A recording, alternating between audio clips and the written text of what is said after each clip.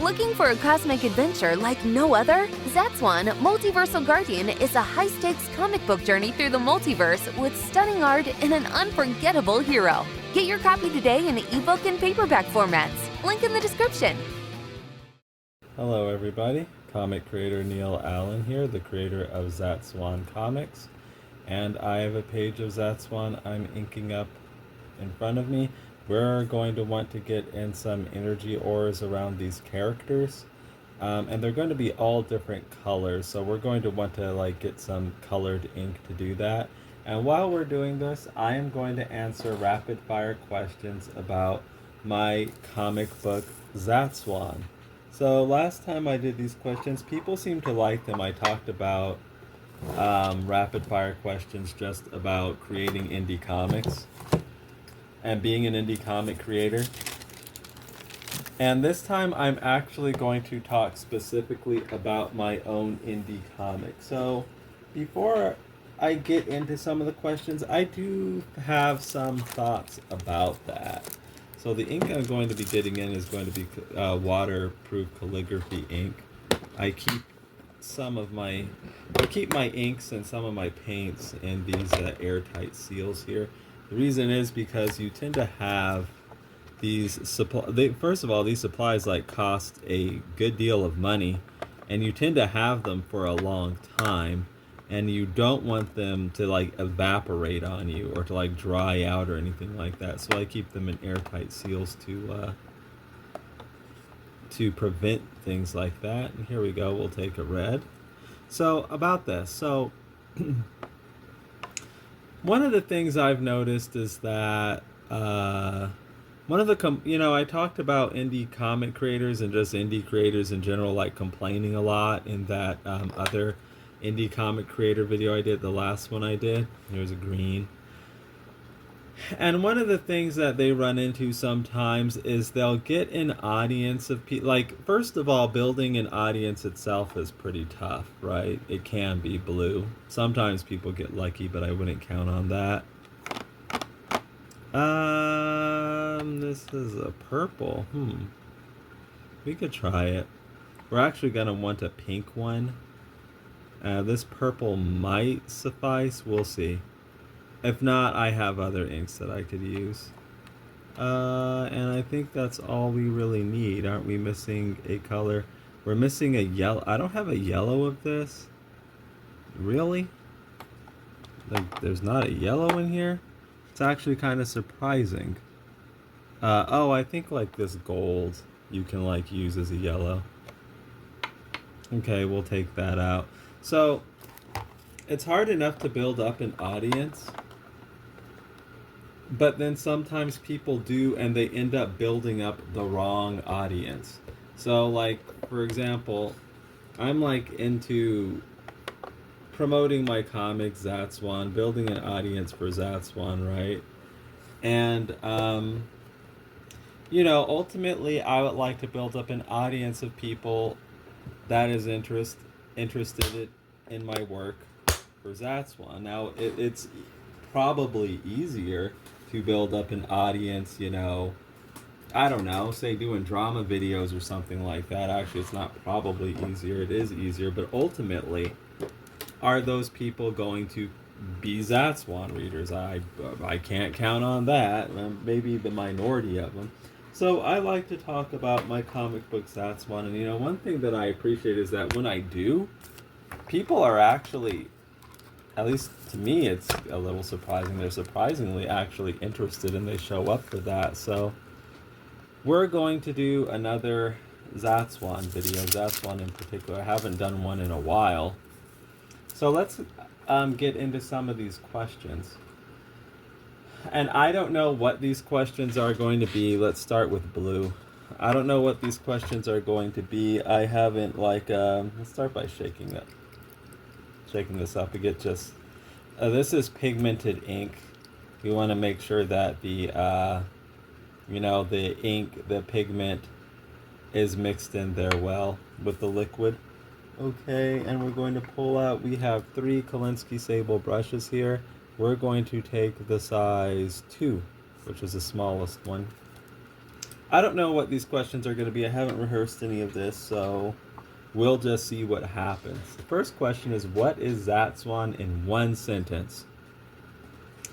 A cosmic fantasy science fiction comic book series. That's what I would say it is.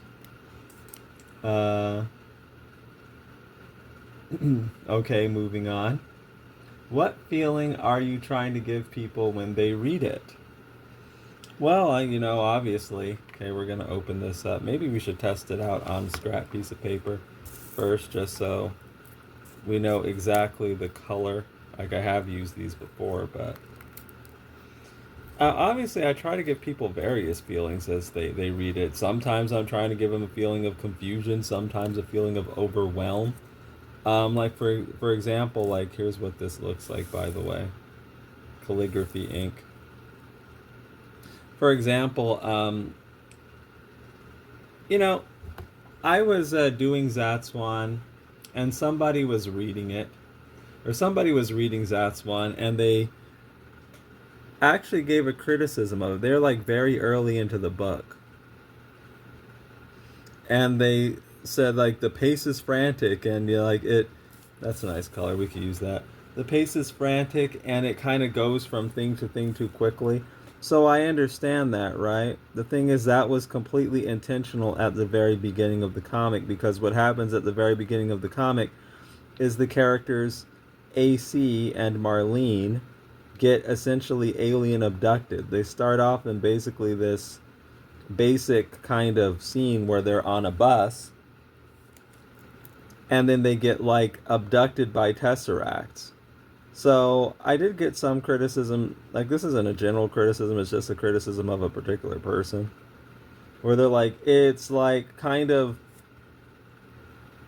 it's difficult to get your bearings and stuff like that. Okay, you know what, like I get that's like a criticism from the person, fair enough, but the thing about it, like fair enough if that's not working for you or something, but the thing about it is like I intended that. Like when you get alien abducted, do you think that you're going to be completely prepared for that? I wanted to give the reader that feeling of not having their bearings. I wanted to give them that feeling of, overwhelm and confusion. I intended to do that. So obviously, like, many stories, you try to impart the feelings that the characters are going through in this story on the reader. But I'm speaking about specific stuff. I guess if you ask me, like, in general, what feelings do I want people to get from Zatswan, I think, when I read Zatswan, I get a feeling of, and I've gone over it numerous times, like I have been critical of my work before, like, oh, I wish I hadn't have done that, or rather, I wish I did things this way. But the thing about it, when I was doing that stuff for Multiversal Guardian, I was always doing the best I could with what I had and what I knew. I always knew that. The thing is this, of course, you advance, at least I advance, as an artist, as a storyteller, and it's kind of normal for an artist to like wish that, oh, I should have done it this way instead, or I should have done it that way instead. But what's interesting? Like, if I look at, say, like an individual page of Zatswan, I could get that feeling. But when I actually just go back and read Zatswan, and believe me, I've done it like more than once, several times even, because I was like proofreading and editing and stuff, and just doing stuff for I was doing it to get the comic ready, not always just to read the comic, but for something having to do with working on the comic, like I was saying, like editing. And I'd go back and read the whole thing from start to finish. And I always come away with this sense of, wow, that was a blast. That was like really exciting. And you know, I get a sense of, or a sense that I like to impart with people, is just that sense of excitement and adventure. Like, say if you were a child and you were watching, how maybe you may have gotten excited for your favorite cartoon show or something like that. I try to give people that type of feeling in general. You know, a sense of whimsy, adventure, and longing as well. Because there is like an element of sadness to Zatswan and to the character AC Cooper, the protagonist of it. It's like understated, I would say. It's not I think uh it's not like something that's like beating you over the head, but it's like something that's like under the surface all the time. I think he's kind of a lonely person, who kind of questions decisions he's made in the past and kind of the trajectory that his life is on. So I give people the sense of there's like an element of sadness, an element of isolation to Zatswan. Because again, these are like things that the characters themselves are going through. But overall, I would say there's a sense of wonder, excitement, adventure, longing, like romance, a touch of various things, But when I do think of some of the cartoons that touched me when I was younger, like say for example, Sailor Moon, you saw a lot of the same stuff in that. Like all the way down to the soundtrack. Okay, we're getting in these auras around this character, and that's one here has a blue aura. So this is waterproof calligraphy ink. So when we watercolor over this, it won't sploosh and go all over the place. But yeah, that's one of the things I think that's I've talked about before, like an inspiration of Zatswan is Green Lantern. I think that's like one of the things that sets Zatswan actually apart from something like Green Lantern. There's that sense of romance and longing that you might find more in something like a Sailor Moon or maybe a Final Fantasy or something like that. And introspection, So the trailers for Lanterns just came out as when I'm doing this, and I was actually like watching an interview from Damon Lindelof and Tom King, like two of the main, masterminds behind the whole thing. And they said something that aligns completely with me. Like it doesn't matter. Like for example, like sometimes people would like criticize a Jon Stewart, right? On the Justice League cartoon show, and they're like, he's boring with the ring. I wish he was Kyle Rayner. He's just making laser beams. And it's like, I'm going to be completely honest with you. I never related with that.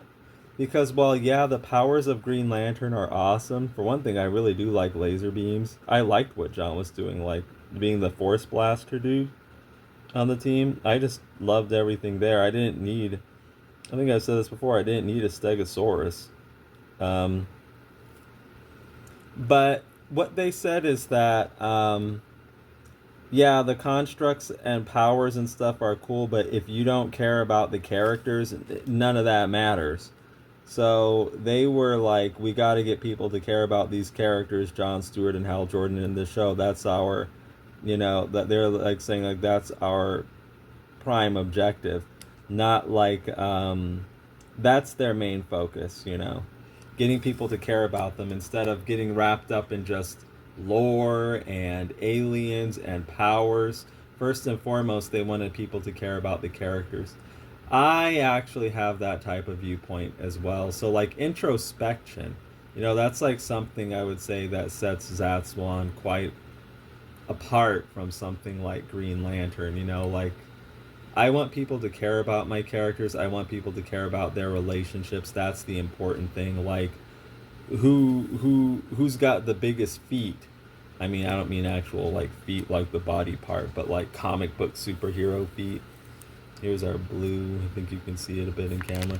Like that's not like I don't care about that if like the characters don't mean. I mean, it does matter somewhat, but it's really the characters I would say that are important. And I love all the cosmic lore and world building. You will see a lot of that in Zatswan. But let's go down and get in this gold.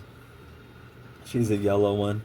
But one of my mantras is that you cannot lose sight of the characters, because like people will not care about your lore. Like, yeah, world building is awesome. I do think there's a certain type of reader that really likes this, likes world building, and it matters a lot to them, these immersive worlds. I'm like that too, but these things are on here like pretty tight actually.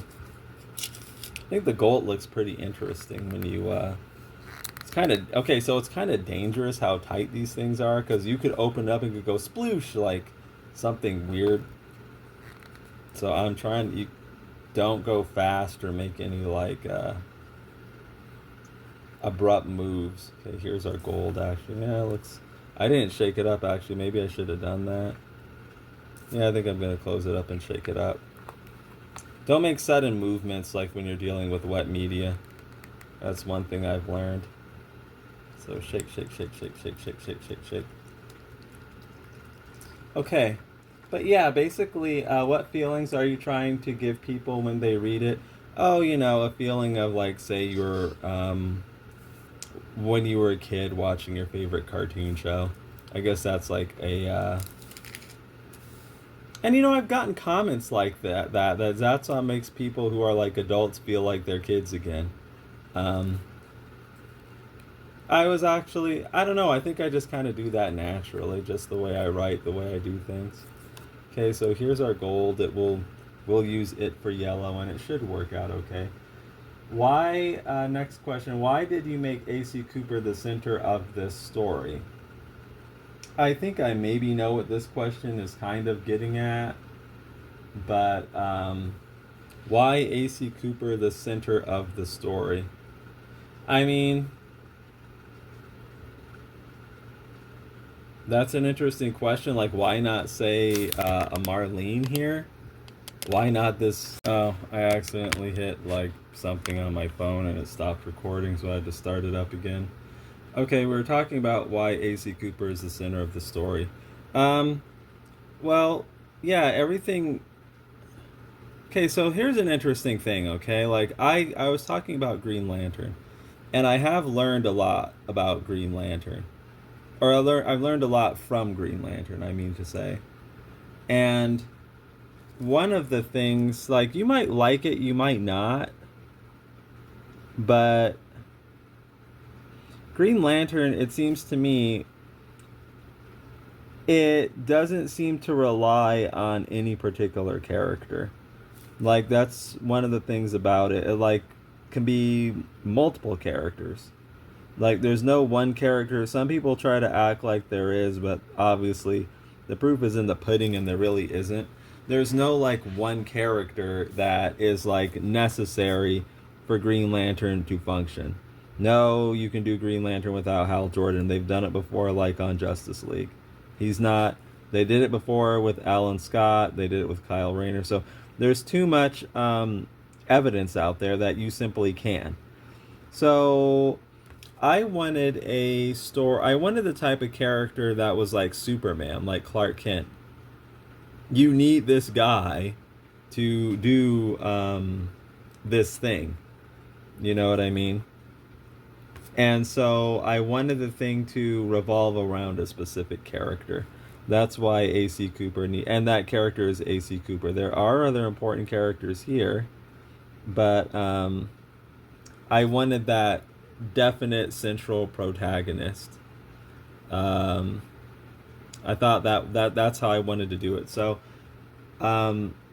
you can't just, I mean, you could if you really tried, I suppose, but that's not the story I'm telling. Like, do Zatswan, like, with a completely different character. Like I was saying, you could if you try it. Like, A.C. Cooper is not on this page I'm working on. We have Marlene, but still. No, I'm not into this, like, revolving door of protagonists. I think I learned from Green Lantern that doesn't really excite me. Because what happens, I think, with me at least, is, and I'm not the only one, I think other people will, like, understand this as well. we get attached to the characters that we love, and maybe sometimes we don't want to see them go away. Maybe we don't want to see like this thing but without the characters that we like. What I mean by that is like maybe we don't want to see Green Lantern without our favorite Green Lantern.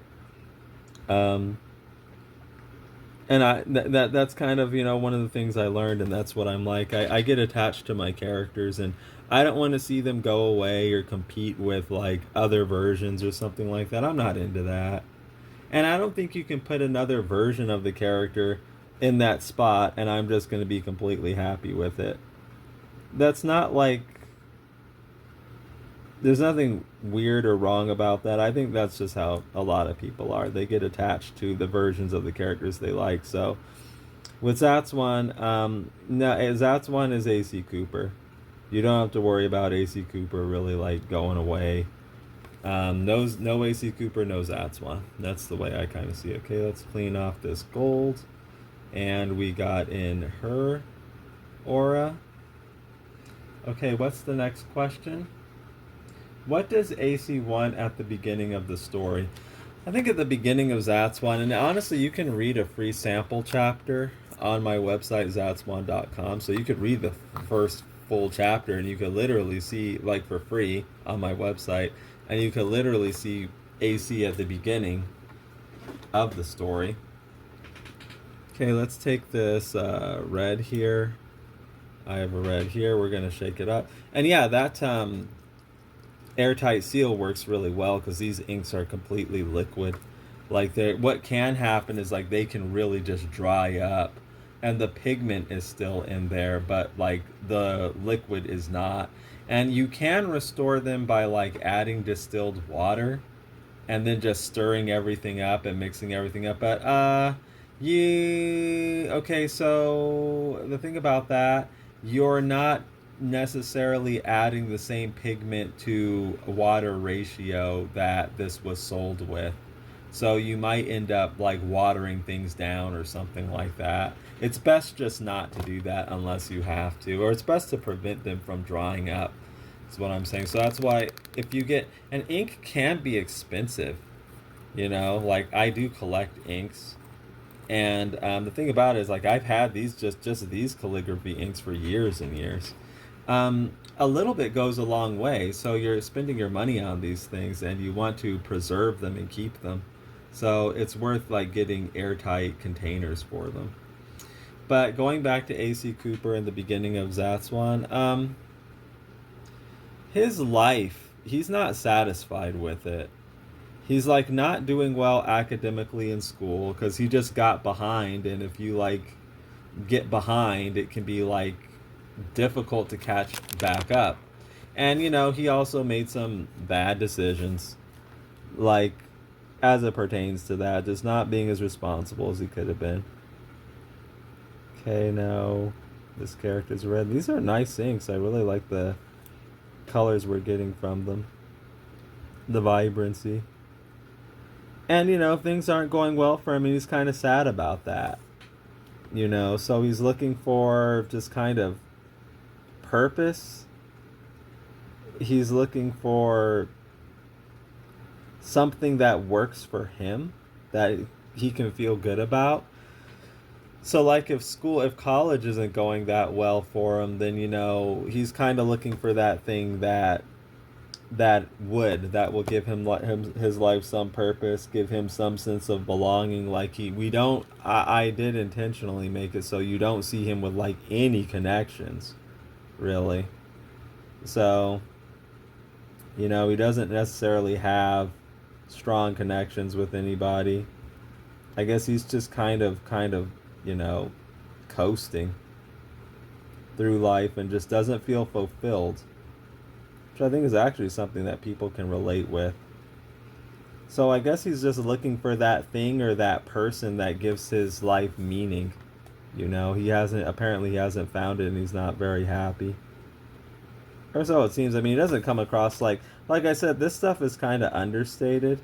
It's not like, you know, you're getting hit over the head with it. But if you actually look and contemplate, if you like pick up on all the cues, you'll probably see that there are things. I don't know that I would say that AC Cooper is just straight up unhappy. I would say there are things in his life that are clearly missing, and he feels the I don't know if the right word is loss, because how can you lose something perhaps you didn't even have? But we can say absence.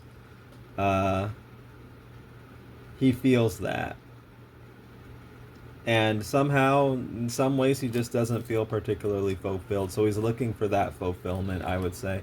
And then he's offered the fourth dimensional tesseract, and he kind of views things as like, is this what I've been waiting for? You know, the chance to be this cosmic guardian. Um, okay, so we're going around here and connect. And they're flying through outer space here. All of them are aliens except for Marlene, like way in the back here. She's from Earth too. From Earth as well as AC Cooper. I didn't mean to say like Earth 2, like the number, like the DC Comics universe. She's from Earth as well. Okay, so going on to our next question. What I guess this is interesting. Like I said, I didn't know what these questions were. I didn't rehearse them or know what they were going to be, but this next question plays right into what I was saying. Let's tighten up our cap here. And Marlene is actually pink. We're going to see what we can do with this purple, though. If it's too strong a purple, we can water it down and get it kind of pinkish. The next question is, what is AC missing emotionally? I kind of talked about that already, but yeah, he doesn't really have any strong connections. He's not fulfilled with the course his life is on. Some of that is self-inflicted. Like I said, he could have done some things better. He's just kind of been coasting and hanging on, but not like excelling. And not like being emotionally fulfilled either, you know. So like I said, there are some absences in his life that you know, he's kind of feeling. Why does the tesseract choose him? You know, this is an interesting thing in Zatswan. I haven't really talked about it in the lore yet, but I guess I can like speak about it here. I think the Zatswan, I don't think they necessarily know why the tesseracts choose them. Yeah, this looks like we can use this color. The tesseracts are from the fourth dimension, and I don't think it's not like Green Lantern where the Guardians created the power rings. You know what I mean? So they understand all the ins and outs of the power rings. It's not like that. The tesseracts are from the fourth dimension, and this organization doesn't necessarily know if they're using these tesseracts for their intended purposes or not. This is just like this purple's already quite diluted. This is just how they are using them, you know, to be cosmic guardians and peacekeepers. So, like, why did the Tesseract choose AC? Maybe we'll find out more as the story goes on, but for right now, no reason is really given. And I don't know that they really know. The Tesseracts, to some extent, do have a will. You know, like, they're not alive, I would say. But, they do have some intelligence. This is actually quite diluted. I wonder if this is a pigment that I like or a color that I watered down too much. Like, I think it dried out on me and I did add water, but I'm wondering if, like, let me shake it up, actually. I didn't shake it up. So what can happen is, like, all the pigment can be at the bottom and I'm just getting, you know, the liquid. Maybe if we shake it up, we can get it stronger. Not that that is a bad shade of pink. But we went one with a little more oomph to it. So let's move on. Is AC a chosen one, or is he someone who has to become worthy after being chosen? I think both. Now, if you actually do read Zatswan, he seems to have these inexplicable dreams that pop up. Those are like a thing encounter throughout the story. So he obviously seems to hold some sort of cosmic importance or some kind of importance.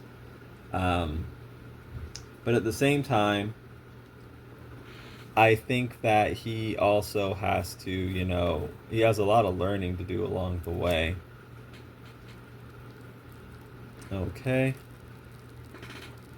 And let's see. I don't know why, but when I shook up this, it seems like a lot of I think it is stronger, yeah.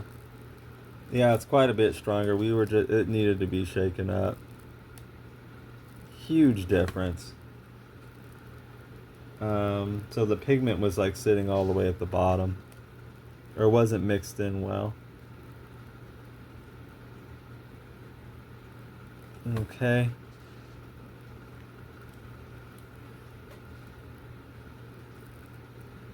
Let's get a bit more, and I'll answer the next question. That's a nice color. What makes AC different from Jon Stewart? I wasn't expecting that. Okay, I can answer that. You know what's interesting to me? I guess not always, but to me, Jon Stewart seems kind of more overtly like somebody who was cut out to be a superhero. He might seem like more accomplished in some ways. Like for example, architect, went through a stint with the U.S. Marines. He's got quite a bit under his belt, actually. I say he usually seems more accomplished because, A.C. Cooper never, and I don't think he would, fail to save a planet like that Xanchi incident, or at least he wouldn't fail like that. But, I think you get what I'm saying. A.C. Cooper, he is literally just, when we first encounter AC, he doesn't really seem to have any particular accomplishment, And maybe that's kind of the thing that's bothering him, So I guess that's a big difference. I actually do think that's part of the thing that's bothering AC Cooper when we encounter him. He just doesn't have any particular kind of what is there to him. That's how we encounter him, but it's intentionally done, I didn't make AC Cooper to be this glamorous from the start, glamorous person with this kind of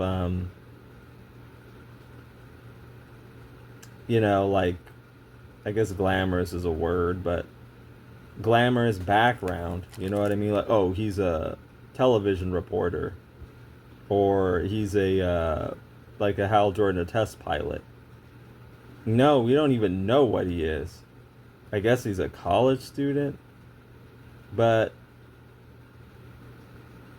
I left a lot of that open. We don't even know what he's studying. He seems to live completely alone.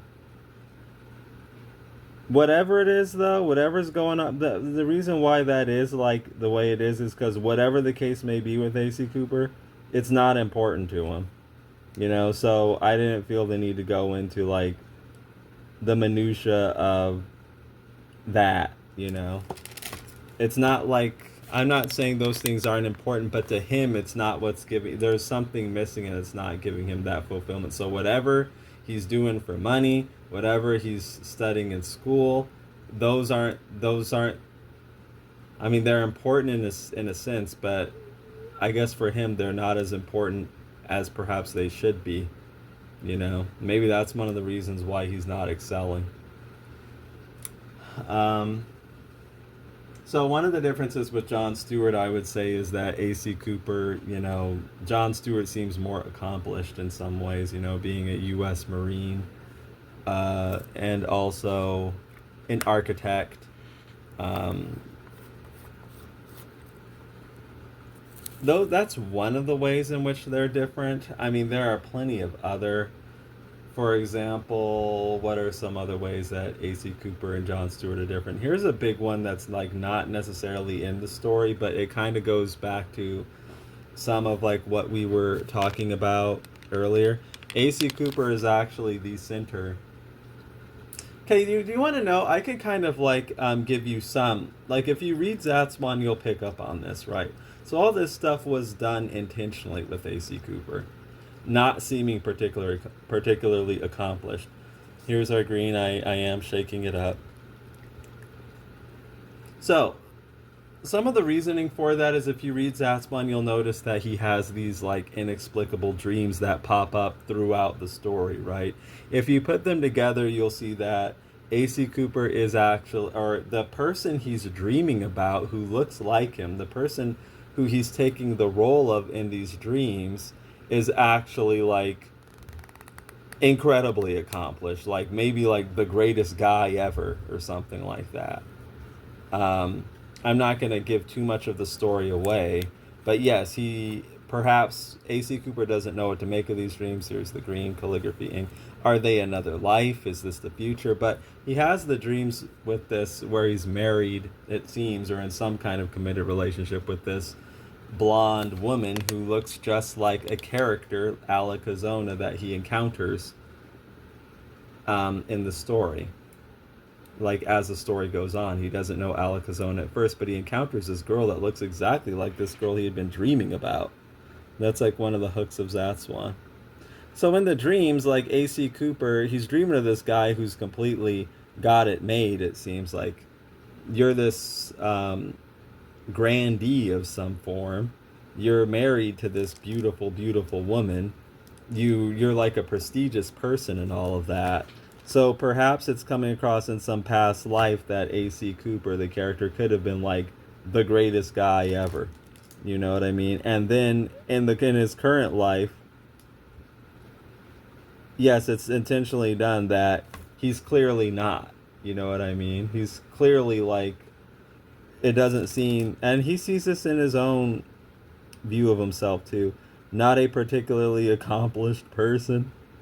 You know, that was done intentionally. So Jon Stewart to me seems the type of character kind of cut from the superhero mold where, you know, they are accomplished, you know. AC Cooper might be kind of closer to a Kyle Rayner Green Lantern in that sense than a Jon Stewart, if you know what I mean. But I intentionally wanted to have that type of contrast. Like, in your dreams, you're like the greatest guy ever. Maybe in a past life, you were the greatest guy ever, but look at you. You know? Look at you in the current one. You're like barely scraping by, you know what I mean? Not particularly accomplished. So, I don't know. Maybe he has something to live up to. Like, we'll see where the story goes with that, or you're going to want to continue reading. But that's one of the things about AC Cooper that's different. Another thing that's like outside of the actual narrative. Yes, yeah, the thing does revolve around him entirely. Like Zatswan and AC, you can't do Zatswan without AC Cooper. You can do Green Lantern without Jon Stewart, and they have. So that's like one of the things I think we got in our auras now. That's one of the things I learned. Okay, so yeah, like, remember how I was saying that like we love the characters that we love, and you know we don't want to see them go away or somebody else be in their spot. I think that's normal. Well, Jon Stewart is like the thing that taught me like, okay, don't, here's something to learn. Like, yes, you like Green Lantern a lot, but there are also things about it you don't like or that don't work for you as well. I'm just cleaning off my brush. This is what it's looking like. Just wiping off on the towel. I have 2 jars of water here. One for clean water, one for dirty. And I think we're done with our calligraphy inks for now. We are going to need them later on in the page, so I don't think I'm going to put them completely away. Just going to set them off to the side a bit. get them kind of out of the way, but kind of set them up on the side of the desk because we're going to want to come back to them. So this panel, I think right now we're going to move on from it, and we're going to go down and ink in this panel here. And to do that, I think I'm going to stick with this Kolinsky Sable brush. And so I can either use that or I can use my Lamy Safari fountain pen. I'm kind of debating which one to do. I think I'm actually going to use the I think I'm going to use the brush, actually. That's the problem when you like so many different inking tools. You like have like options. Okay, and we're going to, this time, instead of using those calligraphy inks, use a Speedball Super Black. Okay, yeah, Zatswan revolves around A.C. Cooper. I didn't like how, you know, Jon Stewart, well, because when you sometimes you see Green Lantern and he's completely sidelined or something like that. I didn't like that stuff. I just wanted kind of more of what I liked. And that's natural, right? Like, I wanted more Green Lantern with Jon Stewart and like with Hot Girl, and I was getting like, at a time I was getting Green Lantern and I was getting none of that. So that didn't work for me. So I kind of learned from it, you know, like, okay, do your own thing, but make sure your thing is the same thing universally. Okay, so to do that, I made sure it revolved, like the whole thing revolved around the character that Zatswan is about.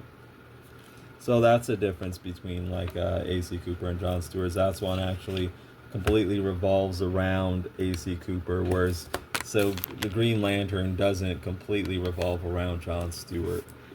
Okay, so let's start. Actually, I'm going to start by moving my light. Move it over to this side so that we're not inking inside of a shadow. We don't want that. When you're inking, you have to like turn the page around often to get the best strokes. What else? A.C. Cooper and Jon Stewart are like nothing alike in personality. So I will admit that there are, like, Jon Stewart is like an inspiration of mine, but he's not the only inspiration for Zatswan for A.C. Cooper. And there are a lot of divergences, you know, so it's not just, I know some people like, this is just incorrect. Some people have acted like Zatswan's like a Jon Stewart stand-in, but actually he's really not. And the thing is, like, I don't know if I could even get him to be, because you know how it works. I've talked about this in some videos before. Even if I wanted to do that some kind of way, it would end up not being like that, because as I write, I find that characters just kind of take on their own voice. And yes, I am writing them, but it gets to a point where I'm kind of just channeling just what they would do. You know, so A.C. Cooper just, I know how A.C. Cooper would like act and respond, you know, to situations. And when I just write him, he just does it. So when I write, these characters just kind of, they become themselves. It's kind of like I've mentioned it before, like I'm an oracle who's just the messenger telling the story. So because of that, I don't think I could really even write A.C. Cooper. If I wanted him to be like Jon Stewart, he would just end up not being. I kind of can tell you, like, I could admit some things. The character here, Marlene, she was supposed to be like Cassie from Power Rangers. Like, I liked that character, and I wanted more of that character. So I tried to kind of like make Marlene like Cassie from Power Rangers Turbo. So even though like there is some of that, she is an inspiration, every time I sat down to write Marlene, she just ended up being Marlene. I mean, honestly, there was some element of that was a little bit disappointing. Because it's like I wanted that Cassie character, but I just couldn't. Marlene's just not Cassie, she's Marlene. So I just couldn't write her like that. Every time I would sit down to write Marlene, the actual natural Marlene voice would come through. So the same thing would happen with AC Cooper and Jon Stewart. Even if I wanted them to be like oh, you can't see, we're over here. Had to turn the page quite a bit. Even if I wanted him to be like Jon Stewart, nah, he would just end up being like AC, which is for the better anyway, you know, because it keeps my characters like my characters. Okay. And we wanted to get in some of those lines. Now let's turn back around. And again, don't make abrupt movements when you have like water and wet media around. There are other ways that AC diverges from Jon Stewart. Like I said, personality is completely different. But I think we can move on to the next question. And what is that? What makes AC different from other black superheroes? Oh, that's surprising. Oh, a couple things. First of all, AC is... I'm not going to say he's not black, so this isn't me saying that, but he is mixed. So I know there are other characters who are, but that is like an interesting nuance with the AC Cooper character. Okay, we're going to go down here. And also, another thing that makes him different, he doesn't really get involved in black stuff. So what do I mean by that? Like, when you read Zatswan, it's not like you're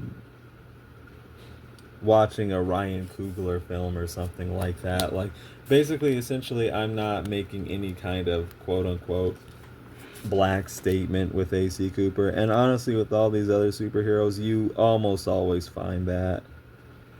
You know, at some point in their history, they which I get, because a lot of these characters have been around a long time. So but with Zatswan, you know, I haven't done that. And another thing too, even if I wanted to, I just don't. That's just not what comes out of my fingertips and what comes into my brain when I sit down to write Zatswan. You know, so yes, I am plotting this out. Yes, I am the one thinking about it. But at the same time, like, sometimes when I sit down to just tell the story just flows. And the story's just never gone to that point where I'm like, man, Zatswan's gonna have to stop and have a discussion about race here. I guess, I don't know, there we go. I don't know, I just don't write like that. So one of the things is that, AC Cooper doesn't really get involved in black stuff, doesn't make any types of commentary on black anything, really. So that's uncommon. I'll say it's to the point, like you see that so commonly with these characters, that it's to the point where I would say to have a black character that does not do that is very uncommon in this superhero genre. So that's probably the biggest thing that like sets him apart. And the reason we turn the page like this is because we want to get the most confident stroke, you know, that we can get. And sometimes you need to adjust the angle for that of the and one of the things you might see me doing is kind of testing out the stroke before I make it. That's to make sure that I actually have a confident, a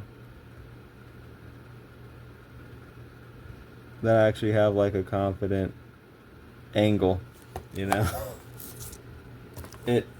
This is all stuff that kind of just leads to polish with your work, so you don't get all these bumpy, weird lines and stuff like that. Your lines come out very confident, very clean. Another thing that's different about AC Cooper, it kind of a lot of it, like I even got some bumpiness around here. We'll clean it up later though. A lot of it kind of is connected, I would say, but yeah, I don't really write him. He is a black character, but I don't really write him like that, and I also don't write him like I he has a responsibility, to be a certain way. He just doesn't get mixed up with that. Like uh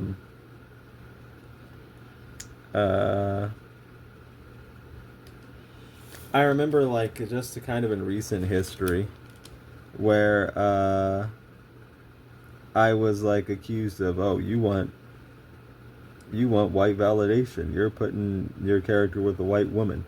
I don't like AC Cooper doesn't get caught up in any of that type of stuff. So he also does what he does completely unabashed. And I guess that's how I write him. Like I don't write for instance, yeah, he has the blonde love interest Alakazona. I never approach it like, oh man, like I don't know, what are people gonna think about that, or I don't know if I can do that. I might get some. Oh, just recently, for example, this is kind of what I mean when I say he doesn't get mixed up in black stuff, really. So I got a comment, and this is I guess, a well-meaning comment, so I'm not acting like it's bad. Where somebody was telling me, like, just a word of advice: you need to you should make it clear, like, what the ethnic background of the character is. Like, is he black? Is he Hispanic? Because people could fight about that. Like, because people, I guess, could try to take owners, like, I get it, because a character I'm thinking of right now is Clementine from the Walking Dead game series, Telltale Games. She's kind of racially ambiguous, and like she's some kind of black, but people are like, like fans kind of argue about it, like what is Clementine's race? I think technically speaking, she's mixed. Oh, that's another good example. It's a mixed character, and people got confused about her race, and they had arguments about it. I guess what the person was telling me is like, you need to like watch out for that. You should make it clear what the racial background of the character is. So people don't, I guess, argue or get the wrong idea or something like that. And I just came out and said, no, I'm not gonna like adjust the character. AC Cooper is AC Cooper. Like, he doesn't get involved in that stuff, Like, even if other people get involved in that stuff about him, he doesn't get involved in that stuff. So he's a character who's not involved in, like I said, like black stuff, or he's written as a superhero. Now, some people might not like that. They might feel that, like people like think that they have some kind of ownership of your character or something like that, and you have to do it a way that they approve of. I might come in here at TechPin and get that. I think I will. May as well, just to like be as clean and precise as we can. I can get that with the brush, but I'll get part of that beacon with technical drawing pen. But it's like, okay, yeah, maybe some people get hung up on that. Maybe they even get hung up about that type of stuff in regards to your character. But that doesn't mean you or the character has to get hung up on that stuff. Like, oh, who is he dating? What does that say about him? What is his actual race? It is hard to tell. Let's fight about it. No, AC Cooper just is what AC Cooper is, Just like people, they come out how they are, Some people might confuse you. That's a part of life, I guess, Well, I guess what I'm saying is that happens in life, so why not in fiction? No, I'm not going to simplify him to make it easier for people to put him in a racial box. He is what he is. He looks the way he looks. If some people get confused about that, well, there are people in real life that, get confused about me, for example. It happens. Okay, let's bolden this up a bit. There we go. So, how is he different from other black superheroes? Yeah, he's actually mixed. He doesn't make a big deal about blackness. We haven't gotten there in the story yet, if we ever will. Like, he doesn't read like a milestone character in many of these black superheroes, I would say.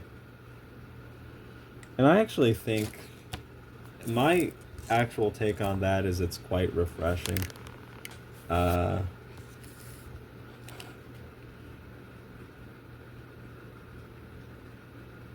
I'm thinking of another. Mine was a little bit wobbly because I'm not at the greatest angle here.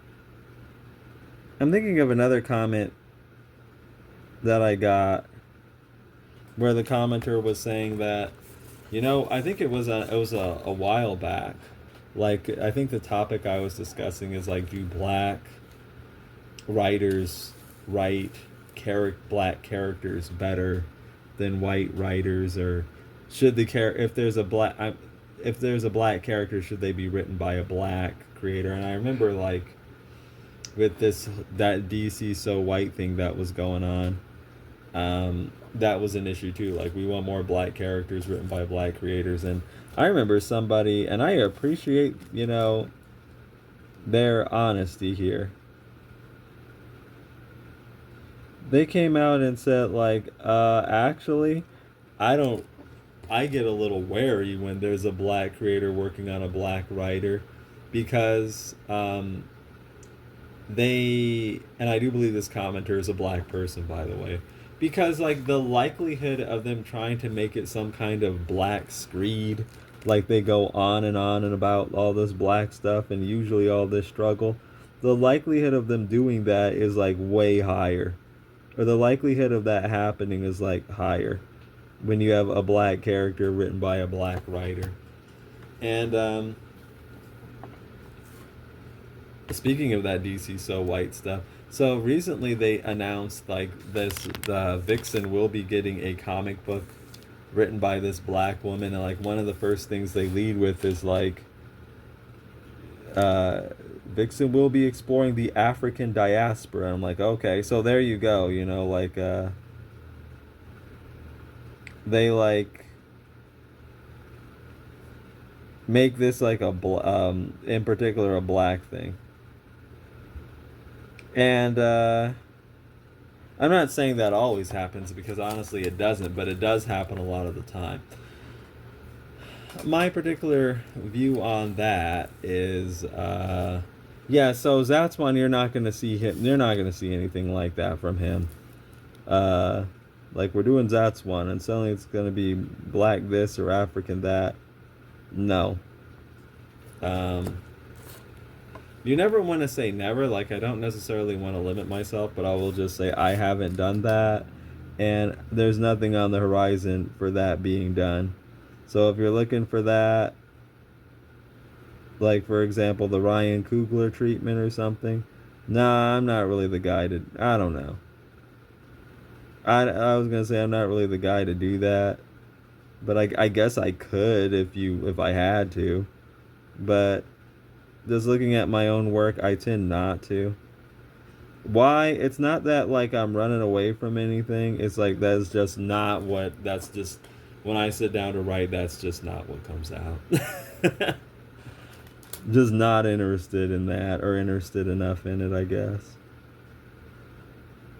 So I guess that makes Zatswan different. Because, like I said, it's like a lot of these other characters do that stuff, or they get passed to a creator who wants to do that stuff with them. Because, yeah, the fact is these characters change hands so much.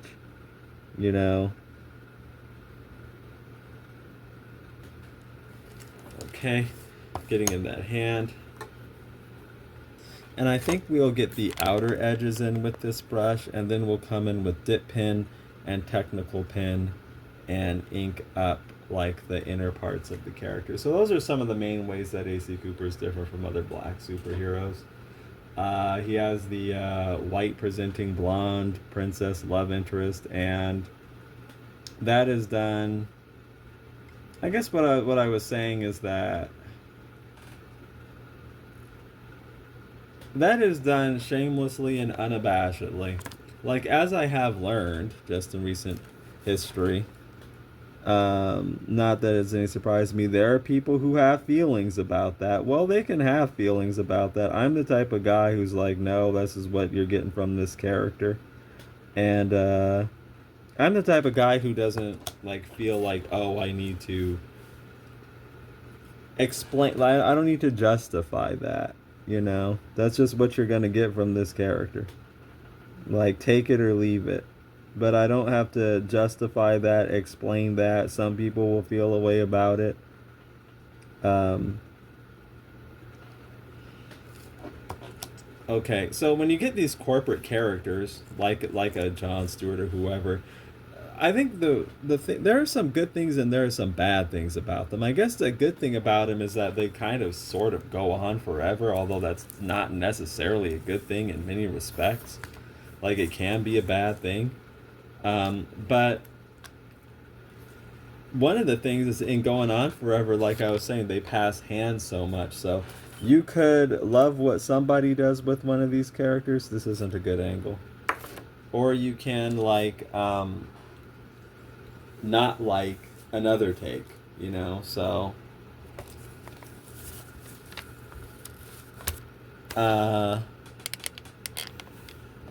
with Zatswan, you know, it's like my character. So, like I was saying, that's what you're gonna get from Zatswan. Don't expect that to like change. Like a person's not gonna come in here and say, we got to start doing pro black this and pro black that." You know, these corporate characters, they might do that, like turn it into like a black thing or a black screed, or the point of the comic is black. Zatswan's different, I guess, because you don't have to worry about that being done with the character. Like, I don't think so. Like, I want to say never, but that doesn't seem like something I would want to like refocus the comic on. I don't see that happening in the foreseeable future. But yeah, all these other black characters, they're always involved in some stuff like that. And you know, I'm not gonna say it's like altogether bad, because obviously there is an audience for that. I mean, we have movies like Sinners and Get Out and Black Panther, which are like hits. So there are people out there that actually want that. So I'm not saying it's bad, but the interesting thing is, there are also people out there, here's what you don't hear as much about, because no one really talks about it. There are people out there who aren't necessarily looking for that, but they might still be looking for black characters. So Zatswan offers something different. Yes, he is different than many of them, I would say. And there you go. Now I'm starting to think we might get in some of these like muscle lines in with the Kolinsky sable brush. Let's go on to the next question. Why is romance important to Zatswan? Why? Well, I mean, it's part of like the it's part of like the human experience often, I would say. So that's why it's like an important aspect of the story. But I guess it goes back to just what I want to focus on. Like, I guess if we want to stay on this theme of black characters, let's be very particular here. Let's say black male characters. One thing you might notice is that it's extremely uncommon for them to get like the dreamy romance. You know, that, I mean, I'm not saying I won't say it never ever happens. I would say that I wouldn't say it's common though. You know, so Zatswan bucks the trend a bit. It bucks a lot of trends, I guess, just because I'm kind of a unique individual in some ways. Uh, so yeah, it's in, but you know, so it offers something different. I guess that's one thing that's important, but you know, outside of all that, like race stuff, like I do recognize that's there, but there's more to it than just that. Uh, Let me load up a bit more ink. It's interesting, I think, to mix like cosmic action, but plus I wanted that emotional heart to the story. You know, like there are things that I look at and read and watch and learn from.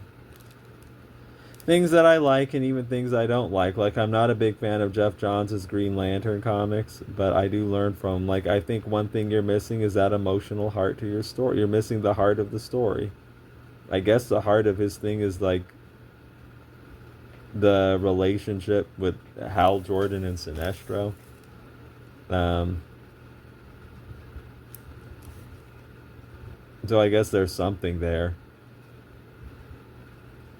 But at the same time, I felt that he was focusing so much on like multiversal calamities and lore, like introducing a new colored core or entity, that he started to lose like kind of what like Lindelof and King were saying about lanterns. But who are these characters or as people? You know, there wasn't enough of that in I'm not saying there was, it wasn't like there was none of that, but for my taste there wasn't enough of that. So the romance of the characters is one way to kind of explore the characters, you know. And it's one way to build investment, you know.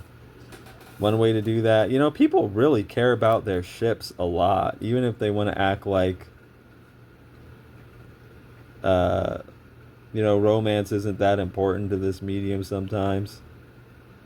That like people like if they're gonna fight about something, like if they're gonna fight like hard about something, have you noticed that it's often about like shipping? Like for example, with a character like Jon Stewart, there's also like the competing ship with Hawk Girl and Hawkman instead of Hawk Girl and Jon Stewart. Not a good angle. But people will fight tooth and nail about that stuff and feel very strongly about that stuff. But you know why they feel very strongly about that stuff? Because it matters, you know. So that's why Zatswan is like romance is important to Zatswan.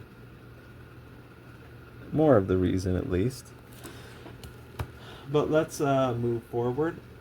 Why does Alaka matter beyond being the love interest? Alakazona. Well, you know, an interesting thing about Alakazona is she offers a different perspective that AC Cooper does not have. Like, she is a princess that's... I can tell you some of the hook of the story. She is actually... So these are the Zatswan characters. They have enemies. Some of their enemies are from a realm called Atarax.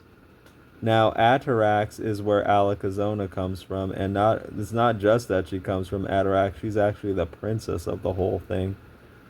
So, that's a way of saying Alakazona is on the other side. AC Cooper is on the side of these characters here. Alakazona is on an opposing side. So, having been brought up in Atarax, and, you know, being a product of Atarax, she has a completely different and even opposing perspective to AC Cooper. And if you read Zatswan, all of this is gone into. Like it's important to the characters. So one of the things so Alaka is not just a love interest. She's kind of just a completely different perspective. She gives the reader and AC Cooper the perspective of the other side, the quote unquote bad guys. And then I think we're done with the brush for now. And then, you know, it's up to the reader to decide, well, how bad are the bad guys? Are they bad at all? Or are the quote-unquote good guys like the bad ones? Alaka offers that perspective. You know, she has, like I said, a completely different perspective than AC Cooper. So that's why she matters outside to the story, outside of just being the love interest. But that adds a lot of complexity to Zatswan. Like, the love interest is actually on the other side, you know, has a completely different ideology, And just cleaning off the brush off camera. And I think we're done with our pot of ink, so we can close it up. She's very, very vital to Zatswan, I would say. And I'm kind of finding out just from like talking to people that in some ways she kind of seems like the mascot of Zatswan. You know, like when for some people when they think Zatswan, they think Alakazona, you know, the blonde princess in like the lavender outfits. That's not bad, actually. That's just to say. In some ways, she's kind of like the emotional center of it. In a lot of ways, like if you read the story of Zatswan, I would say Alakazona is the thing that takes Zatswan from just being your typical superhero, cosmic thing, into being about ideology, into being about romance, she's the thing that adds that sense of longing. So she is actually vitally important to Zatswan, I would say. Like vitally, she's more than just a love interest. She opens up a lot of social, like just commentary about things. Okay, we're gonna turn this back, and like I was saying about ideological commentary. And she adds, she's like one of the things that gives Zatswan just the emotional flavor that it has in general. I think we're gonna come in with let me have a look at this. Okay, I think we're going to come in with Tech Pin right now. So I have off to the side my technical drawing pins and their humidifier. We're going to be using some of these Kohinoor rapidographs and get them ready. Let me look at the next question. I lost my spot, so please bear with me.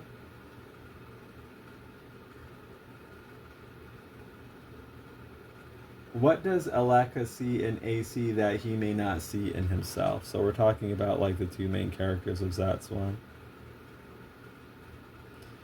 I think what Aleka sees in AC that he might not see in himself is,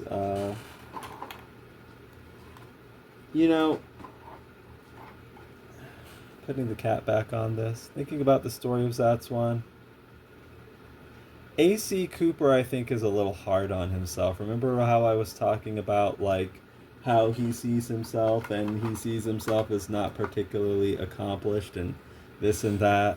I think that we're going to come in with the red feather dip pen. This is a Hunt 101 nib.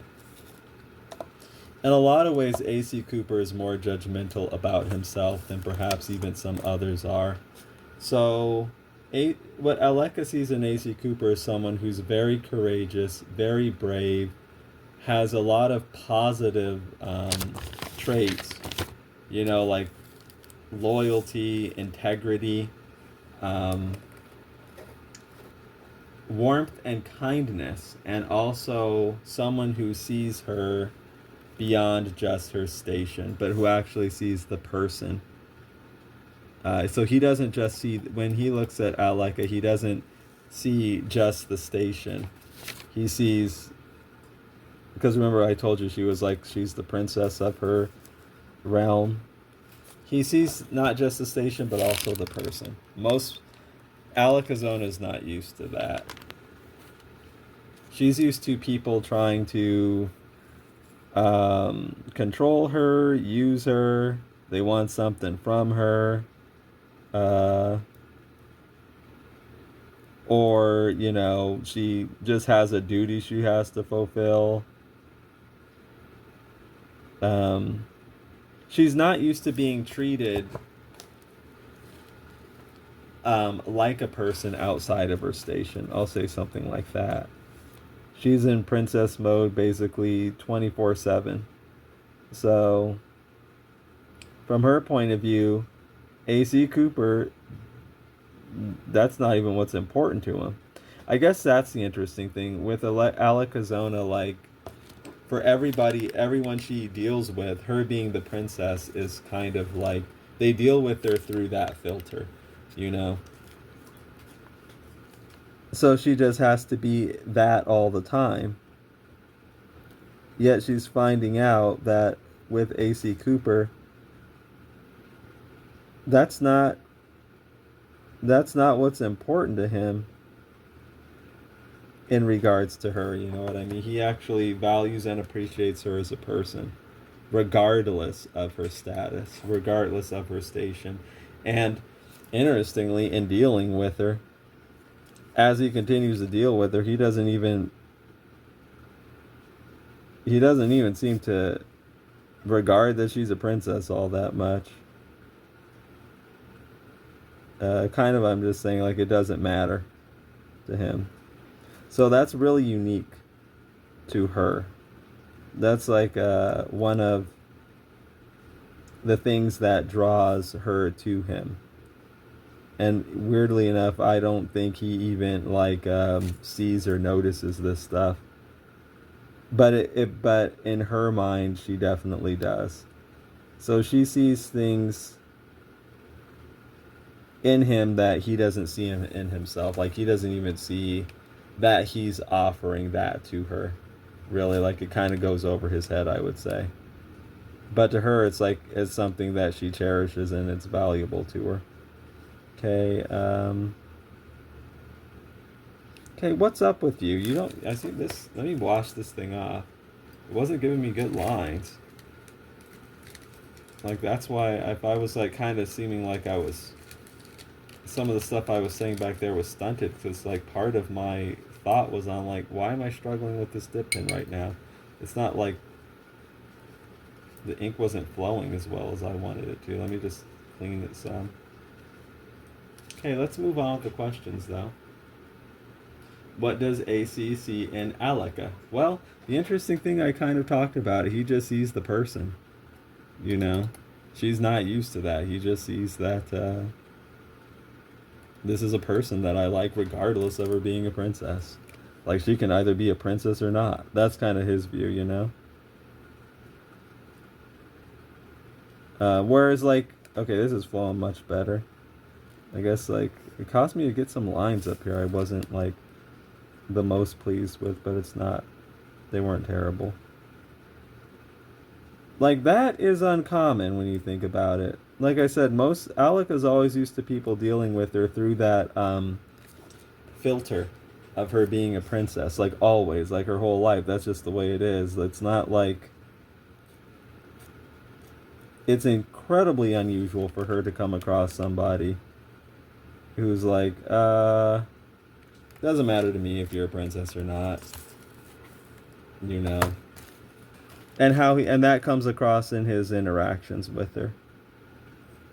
Now, there are some interactions where he is a bit intimidated by her station, but as he continues to talk to her, you know, that kind of just, it becomes clear that, you know, he's just operating from his own feelings for her. Like, for example, if Alika wasn't a princess to some of the people she's used to dealing with, like, her value to them would just diminish or go way down. To AC Cooper, it, you know, it's like, it doesn't matter to him. Either way. He just kind of likes, he just likes the person. But at the same time, there is tension there because, as I mentioned, they're technically on two different sides. So that's kind of the challenge that there. You could like the person, but what about the what the person stands for in some respects? What about the ideology they follow? You know, there's kind of the conflict in that. But let's move forward. Is Zatswan more about power, love, destiny, or identity? It's not about identity, really. It's about power, love, and destiny, yeah, I would say. But more about any of them, I don't know. But no, what I don't do is like, this is a mixed race story, or this is a black story. So about that, I mentioned this before, I've wrestled with that some. Like, because that comes down to, like, how do you want to market this thing? Like, for people, like, looking for something like that, you want them to be able to find your work. But at the same time, it's like, I don't lean too much into that stuff, like the identity stuff, so like, I kind of struggle sometimes. Well, do you want to market it like that? Like, this is a black comic book. Okay, that's like useful for people. Like, there literally are people out there looking for, I want a black male superhero story to get into with a protagonist. There are literally people who look for that stuff, right? And like, you're like, well, I have something like that you might like. But at the same time, uh, you might want to, it could be dangerous in some respects to market your stuff like that, because other people who are just looking for a cool science fantasy cosmic story, oh, it's one of these identity things, you know? So, I don't know if there's a right or wrong answer to that, but those are just some of the things I think about. Sometimes when you have, I guess, a black protagonist, you have to think about, like, exactly how you want to market them. I don't know. I'm kind of figuring that out as I go. And, my take on that is, though, at the moment, I think the marketing with that, people could just look at it and see for themselves. Like, oh, okay, the character looks like this. All right, like, I don't know if you need to beat them over the head with that. They could just see it for themselves if they look at your work. I'm just smoothing out some of these lines. Okay, I don't think I'm not at the best angle to get these strokes, so let me turn to page 10. Okay, we're already like over an hour, so I think we can keep going. I'm gonna press down and get a bolder line here. Like, you can, how bold your line is with the dip pin depends on your pressure. This is a very flexible nib, so you can either get very bold lines or like very thin ones with it. That's what makes this type of nib so cool.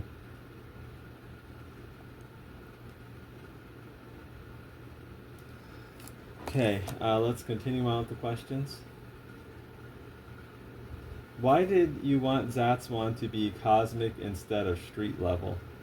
So, I think because, a lot of the stuff I like is like cosmic. I like Spider-Man a lot.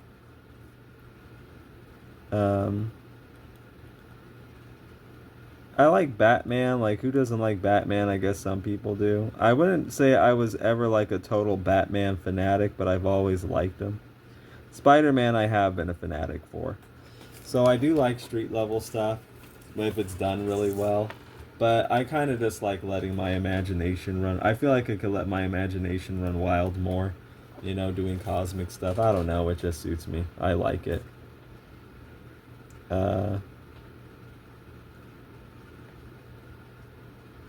Like, you could still have imaginative street level stuff. I don't want to imply that, one's inherently more creative or gives off more creativity or requires more creativity than the other, but it just works for me. Okay, and let's continue on with these questions.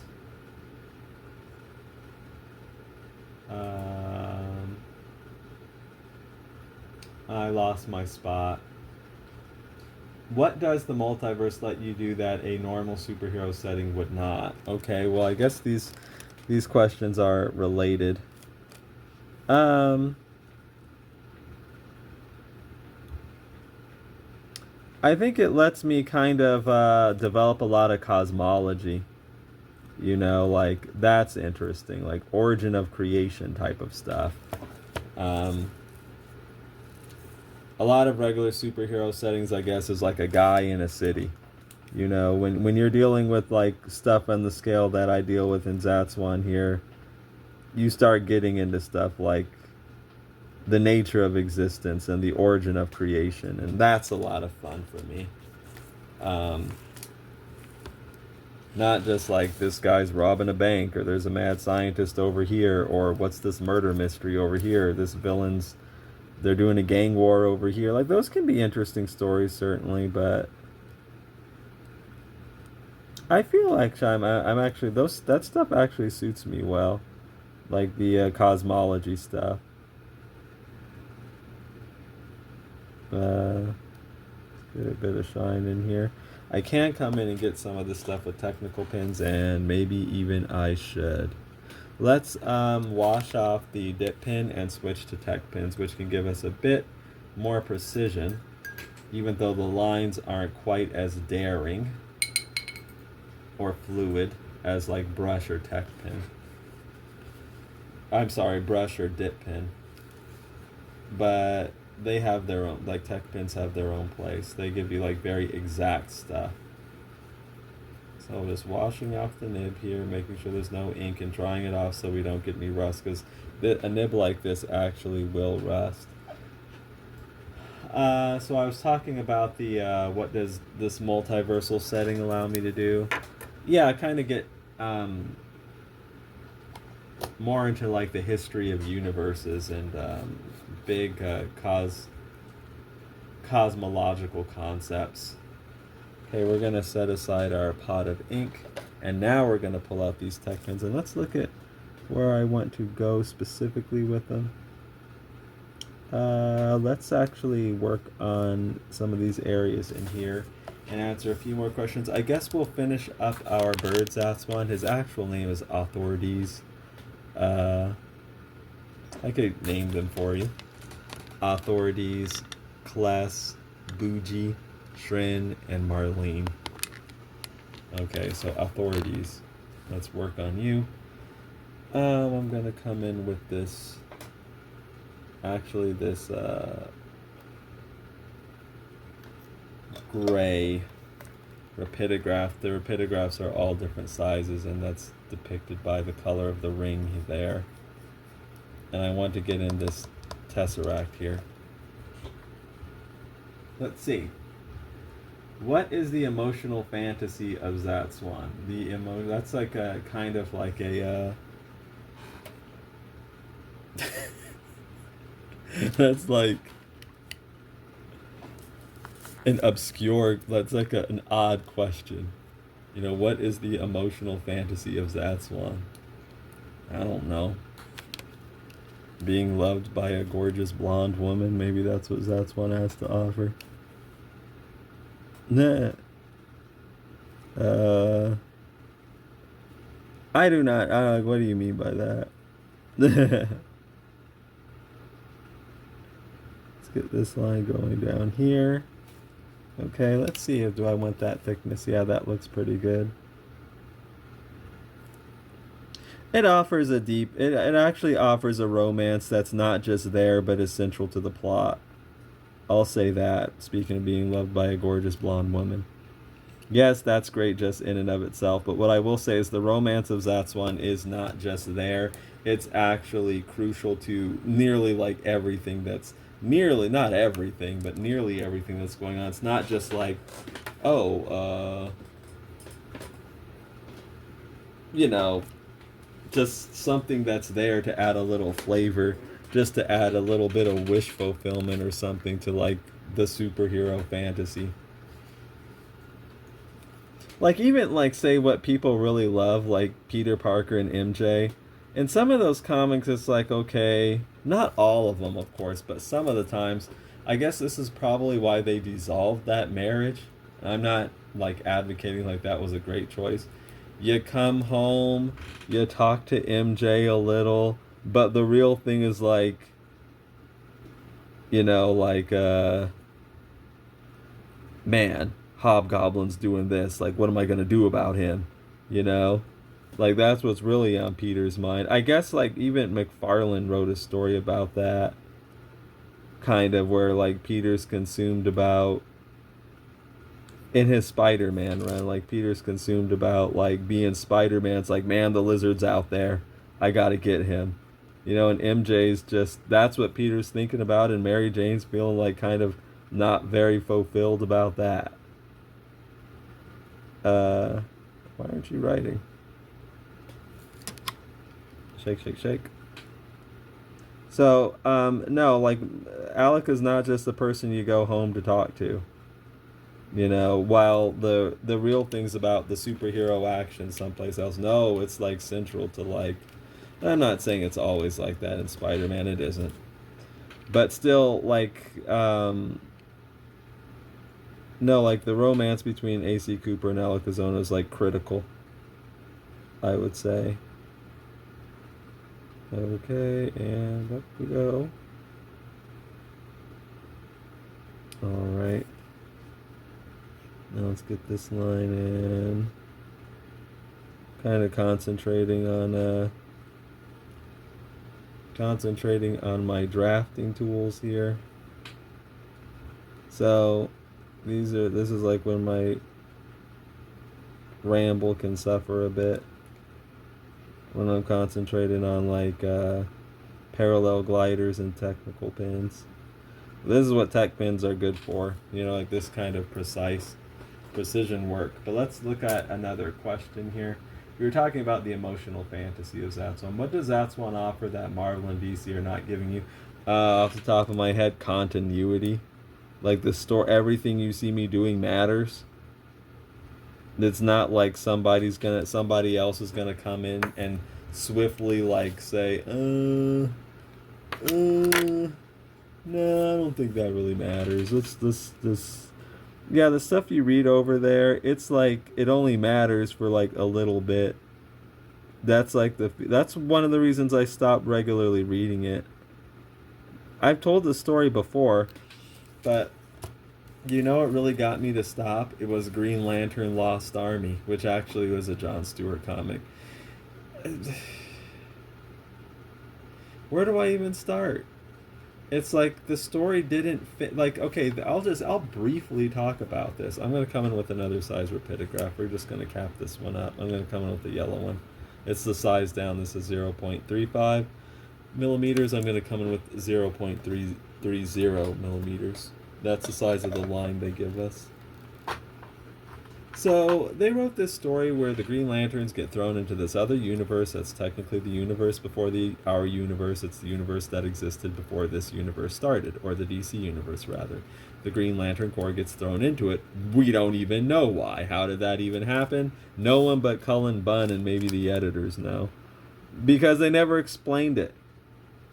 Literally, they just never explained why that happened.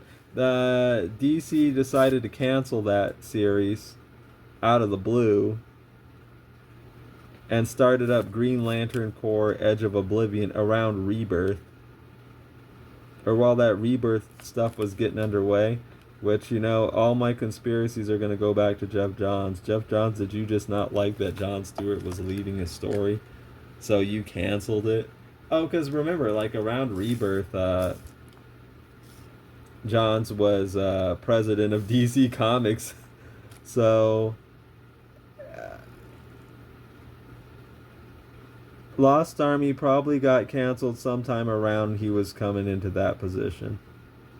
So it is a little suspicious. But when it comes to DC Comics and Jeff Johns and John Stewart, I don't trust nothing. You know? So let's add a little bit of... Okay, so we got that in. Now I want to come up and get in kind of his face here. So we have an eye here. I don't know what it was, but they just never explained that.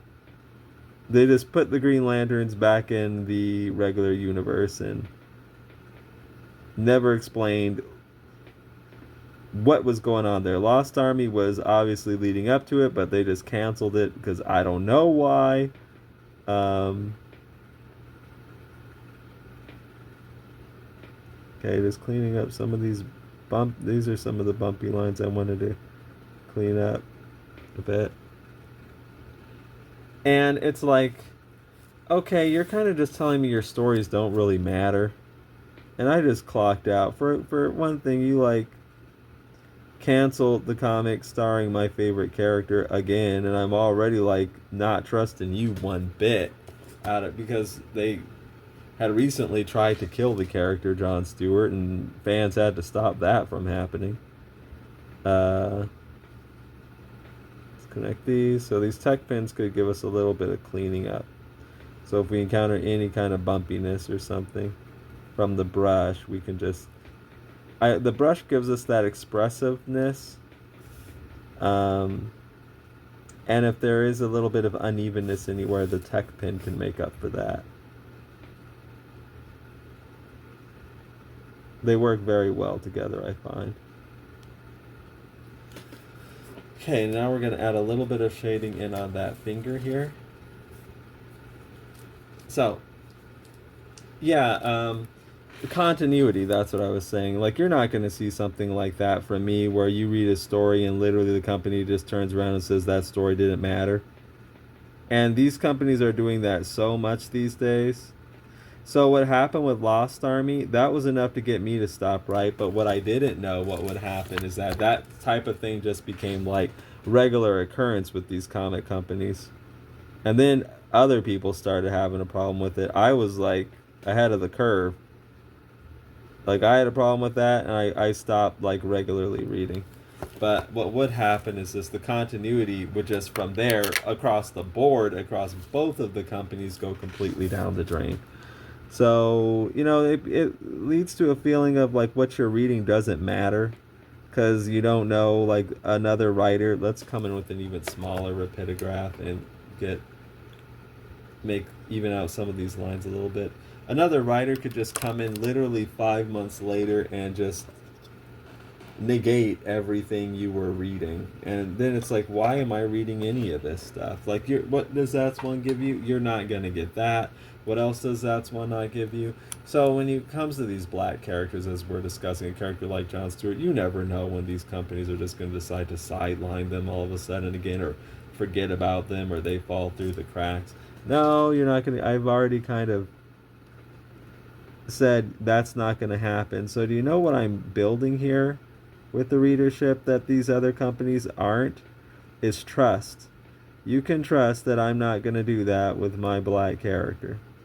You can trust that I'm not going to, like, just negate all my continuity and the stuff you're literally reading doesn't matter. You can trust I'm not going to do stuff like that. DC and Marvel, you can't trust that. Actually, you know, you may as well just assume that's even what's going to happen with them. So here's authorities. So far he's coming along. I think that's one of the main things. Plus, what Zatswan offers you is, I would say, uniqueness. I think you can tell that Zatswan, you can probably tell just by what you're seeing me doing here.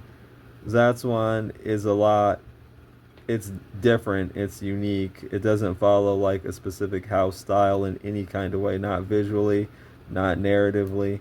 So if you want something that feels unique and more authored, like, what by authored I mean you're not going to find this, no one else is going to do this, you actually need me to do it, then basically what I'm saying is, like, nobody else is going to do Zatswan. I don't even care if you can, like, see what my inspirations are. If you try reading Zatswan, you know that only I can do this comic. If you're looking for something like that, then it's better to turn here than to DC and Marvel, which are a lot more homogenous and kind of expected. Zatswan's unique, authored, unexpected. Like, you need this author to do this story. Nobody else would do it like this. DC and Marvel don't really give off feelings like that. It's just kind of been here, done that with them. So that's if you're looking for that sort of thing. Some people, I guess, just like their comfort food. A lot of people are like that, you know what I mean? You know, they just like this stuff. That's the way they like it, even if it's not doing it. That's one of the reasons I think why comic fans become kind of insular. It's like they like the stuff, they like just the way they like it, but everybody else would realize that that's not good enough, it's boring, and so they don't get into it. What I mean is, like, what happens with comic book fans is sometimes, remember how I was saying that we love our characters so much? Sometimes comic book fans just, all they need is the character. You know, it doesn't have to be good. Just give me more, give me Hal Jordan every month, and it's like, what is that song? Song of the South. Sweet potato pie, and I shut my mouth. Just give them the sweet potato pie. They just give them Hal Jordan. They shut their mouth. Doesn't have to be good, you know. With everybody else, for them to pay attention, it has to be good, you know. So that's why in a lot of cases, other people just don't check it out because it's honestly not that good, but it's good enough for the addicted fan who just needs that particular character month in and month out, if you get what I'm saying. So what I'm saying is that, like, yeah, if you're, and I know not all these fans are, but if you're at the point where it's like, you know what, I actually need something more, I need something different, I just need a different take, you know, I need something to stimulate, this isn't stimulating me as much as, you know, as much as I would like, then yeah, Zatswan offers that. I'm going to take an even smaller tech pen. Actually, no, the pinkish one I was using was smaller than the one I'm going to bring in. We're going to get a little bit bigger one, the beige one. So let's continue moving on. Why does Zatswan need beauty? It's an interesting question. Okay. I'm going to read off a slew of these questions and answer them, actually, because I'm just looking them over and they're very they're similarish, and I think I can answer them in one go. Why does Zatswan need beauty? Why does Zatswan need danger? Why does Zatswan need romance? Why does Zatswan need a black/mixed male lead? Okay, so I think the thing here was like actually kind of leading us actually towards the answer. Why does Zatswan need beauty? I don't know. It's important for a mixed/black male character to be beautiful. I know that sounds silly, but, and yeah, there is a bit of tongue-in-cheekness to that answer. But when you actually think about it, no, that is important. It's important for them to be in something that offers that, not just the samey old type of thing, like where you're a brute, or you depict him as a brute. You know what I mean? The big guy, just a brute. You know, the bruiser. So like, I think, and you keep giving them stories like where it's just like thugs and things like that. So I did offer something different in Zatswan, where I'm offering that type of character, and he actually does get the romance with the idealized princess. And no, I'm not trying to break See, this is what you got to be careful with here, is I'm not trying to break expectation with that, because the expectation already is that the type of character that Zatswan is wouldn't even be involved with this. So I'm already breaking expectation. But where people might want to come at you is like, okay, you gave me the diversity, but you gave me still the same old princess. Well, do you realize that you never get the two together? Hardly ever. So it's like, no, it's like they want you to break expectation all over the place. Like, give me the black mixed guy, but then suddenly the princess becomes a hippo or something like that. You know what I mean? Like, do you get what I'm kind of saying? I'm kind of just sort of rambling as I'm inking in. You know? No, I wasn't going to do that. I'm going to give you, like, the fairy tale you never get.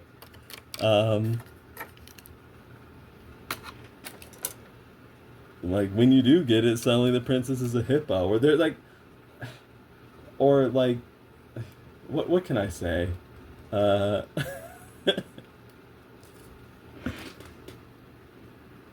It's like, let's add in some just... might want to come with the dip pen and get some of this texture on him.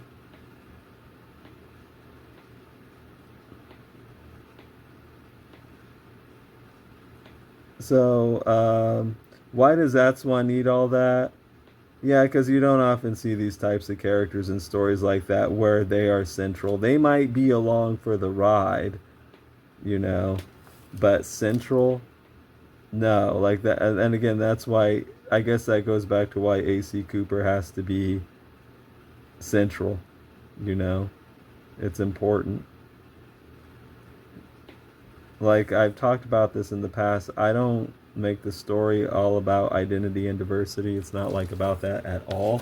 But I do realize that behind the scenes, like, I do realize what's going on here, and I realize it's important, to depict, to have the character central in this type of story, because these types of characters very seldom get these types of stories, you know. And no, I'm not like looking to break all the conventions and suddenly oh yeah, he gets the romance with the princess, but suddenly the princess became a hippo. Actually, that's a reason why I made Zatswan.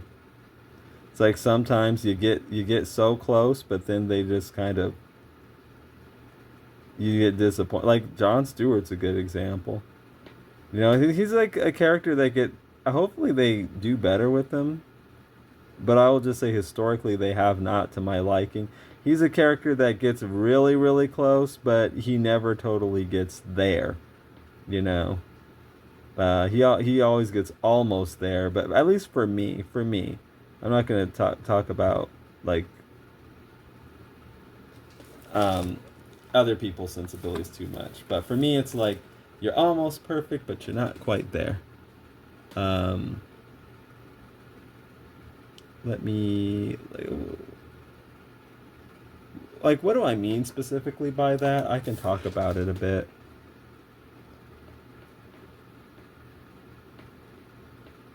For instance, you get sidelined like by Jeff Johns. Like something happens, like he almost made it. He was this awesome character on the cartoon show. He came and got like Koopa shelled. You know,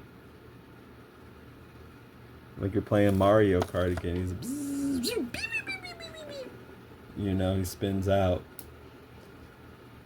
Like something gets in the way of these characters, or they go down a wrong path with them. Like for instance, not like the Green Lantern hot girl. Yeah, you get one of the best romances in DC, but then the dudes doing it can't stick the landing. You get close. You come so close to greatness, but you just like you come up short. A lot of these characters are like that. So why is it imperative that Zatswan has all this stuff, and why is he like central? We're just adding some. He's got like feathers. Because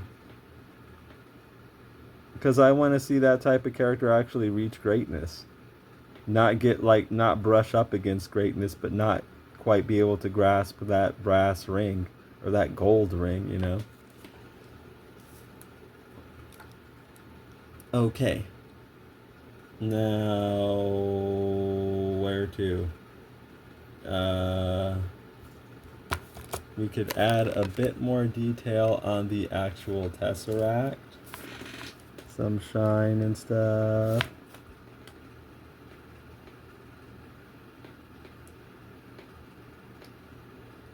Okay, and why does it need danger? It's a superhero comic. Oh, I guess I could talk a bit about that. I guess because I don't want to just do a romance here. Though I like those elements of romance. I like that elements of romance, but I also like that aspect of adventure and excitement and danger and fighting. Okay. Just adding in some detail on the tesseract. And this character is almost done. Then we're going to have to come in with like a yellow tech pin and actually finish him up. And then he has an aura around him too. We may as well just go on and on. I hope this is interesting to you. Sometimes, sometimes I'm thinking like, I'm surprised anybody would watch this, especially since we're going an hour and a half here. But then actually when I do listen back to this stuff, it's like sometimes I actually say some pretty entertaining stuff. Okay, let's go on with more questions about Zatswan.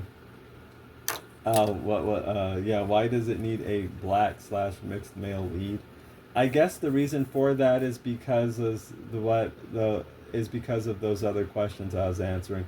Why does Zatswan need beauty? Why does it need danger? Why does it need romance? Because we seldom see characters like that that are the central of their own well-developed mythology in anything really. But I was gonna just bring out comics first. Let me get in some of these.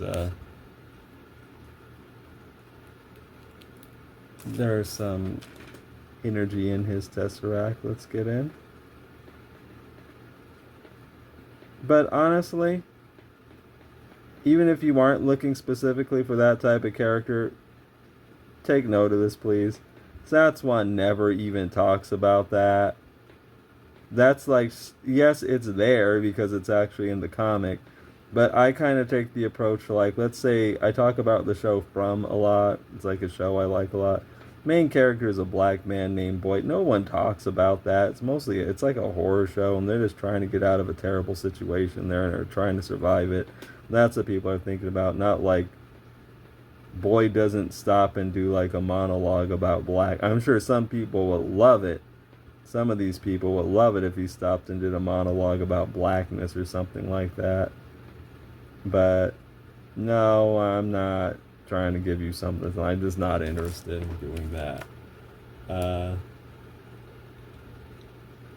So yeah, that stuff. I kind of take more that approach. Zatswan doesn't go into that stuff really. At least it hasn't yet. Oh, that answers the next question. Is Zatswan representation or is it something else? Well, that representation is there. That representation is important, but that's like I said, it's not like a Ryan Coogler film. And I'm not like casting shade at those. Like obviously some people want to do that. Like here's a rapidograph that has yellow in it. We're going to take this. And that's fine. Like and there are people who want to see that, but no, that's one. It does offer a lot of representation, I would say, but it has a lot more to offer than just representation, and it's the type of representation where it features a cool, awesome science fantasy adventure that's just letting people escape into a science fantasy adventure. It's not like suddenly it's a let me see. You're going to be. I don't know. I don't think that is even supposed to be there. It's not like suddenly this is like a science fantasy adventure, but the black version. A lot of people do that stuff, but no, Zatswan's not that.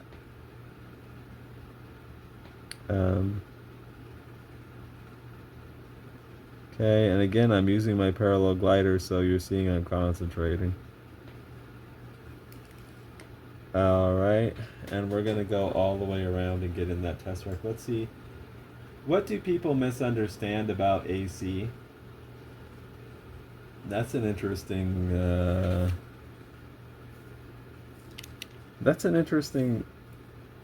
I guess one of the things they misunderstand...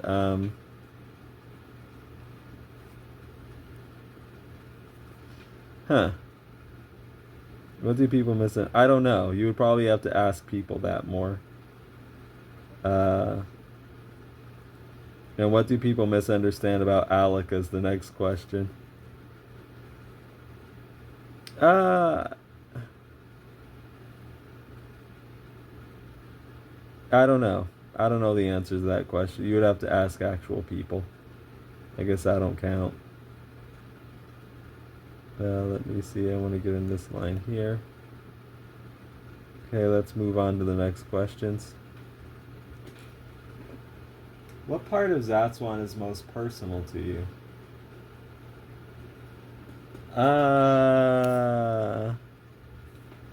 Like the whole thing. It's kind of difficult to pick just one part, but let's make sure we're not inking in a shadow. Move the light a bit. The most personal to me.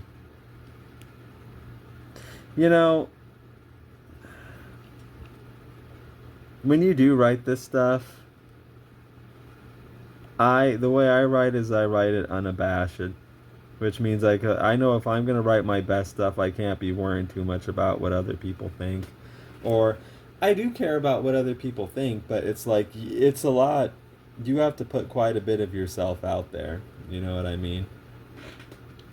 And there's a lot of stuff in Zatswan like that. You know, there are a lot of personal things. Like I think all the main characters have bits of me, like a lot of pieces of me in them. AC Cooper, Alakazona, Marlene, and a lot of it like is just derived from parts of me, my own past. Like there's a lot of it actually in there. Let's move on here.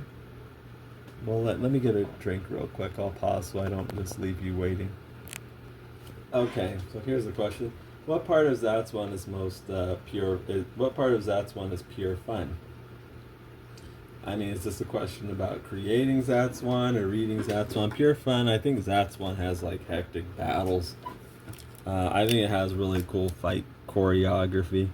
Like the battles actually have a lot of energy, and I think one thing that's neat about Zatswan is I never write it so like you know who's gonna win a fight in Zatswan, and who wins the fights matters. So I think like fights have weirdly enough like more importance in Zatswan than they do a lot of other superhero comics.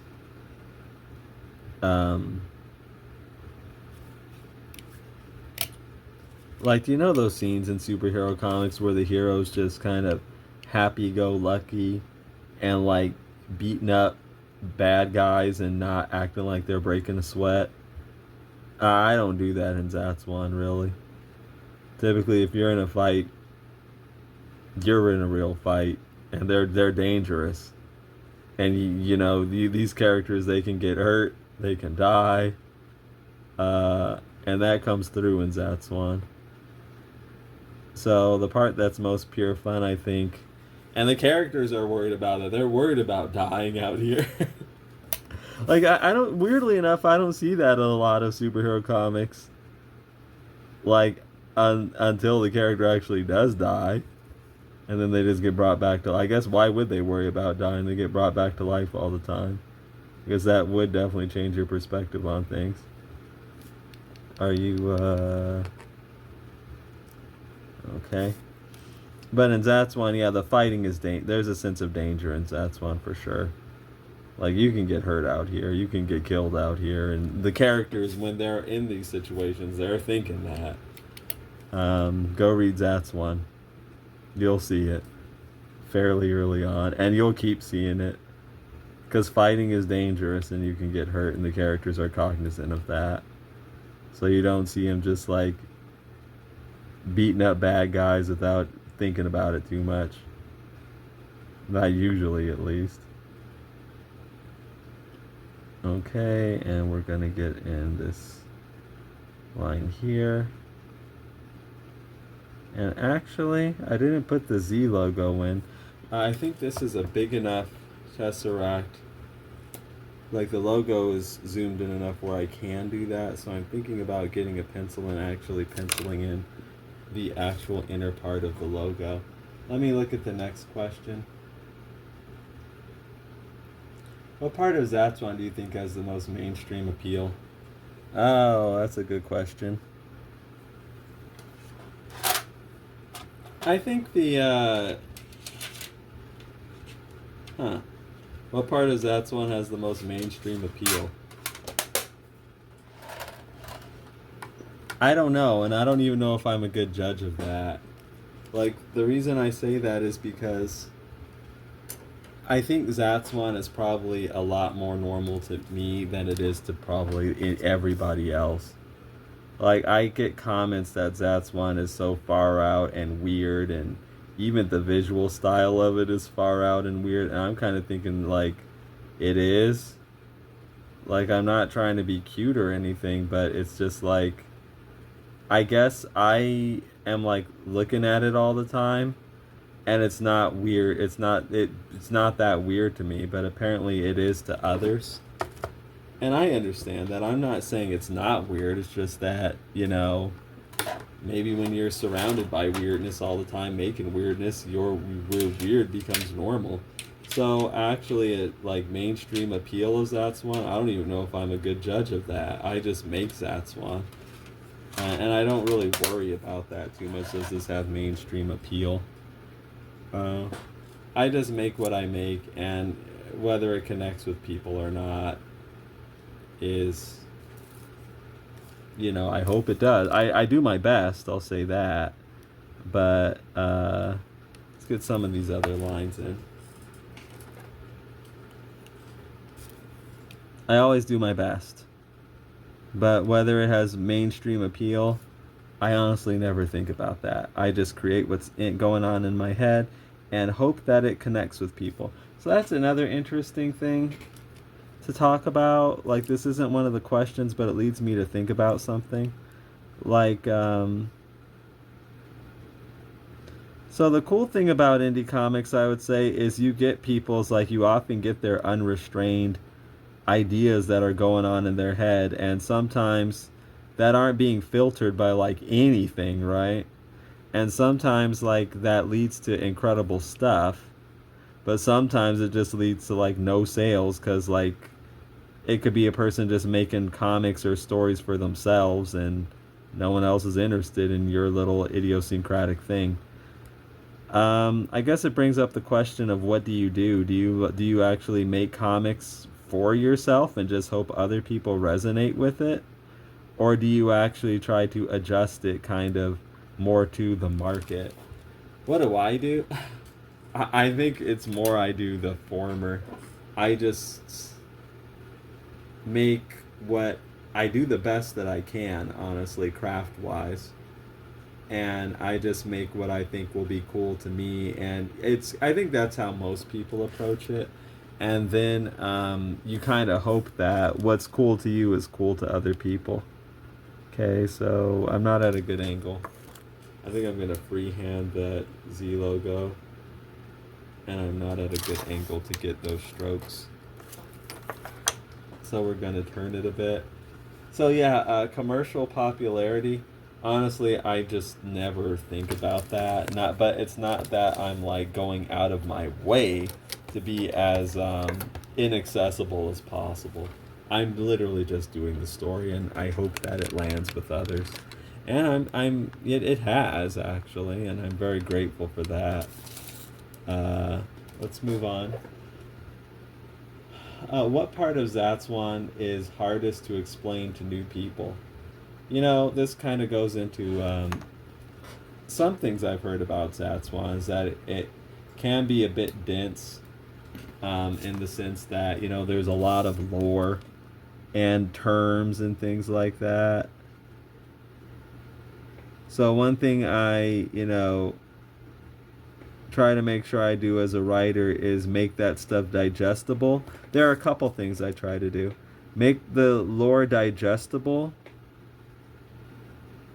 and also keep the emotional center of the story clear. So like AC and Aleka's relationship. So even if you're not here for all the lore world building technicalities, you still don't lose sight of, the relationship of the emotional core of the story. But the hardest thing to explain about Zatswan, it would probably have to be, I don't know. I don't actually find anything hard to explain, but I've gotten a few, not a lot of comments that are people are like, I read this, but I might want to read it again because I'm not sure I understood everything. I haven't gotten a lot of comments like that, but I've gotten some.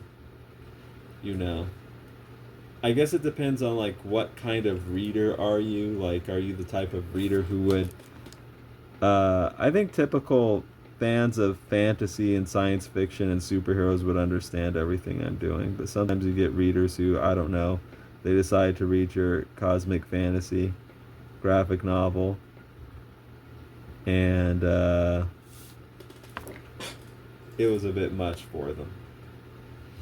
So I guess the hardest thing to explain to people would probably be just, I think it's making sure they keep track of the various lore aspects, and making sure that I also, as a writer, don't like treat the reader like they're dumb. So I don't like spell everything out for them and hold their hand with everything. So sometimes, like, some foreshadowing might go over their head. Um, like, there's a lot of that with the dream sequences in Zatswan, actually. Like, there's a story being told there, but I guess sometimes as the writer you wonder, hey, are people like paying attention enough, to catch that? Actually, to paying attention enough to catch everything you're doing. I mean, but the cool thing about that though is, like, the reader who is paying attention, and they see that you're not holding their hand, they actually kind of mark out and get really excited, like when they are putting things together. But yeah, there are readers who just love that type of stuff, just like a lot of George R. R. Martin's A Song of Ice and Fire readers.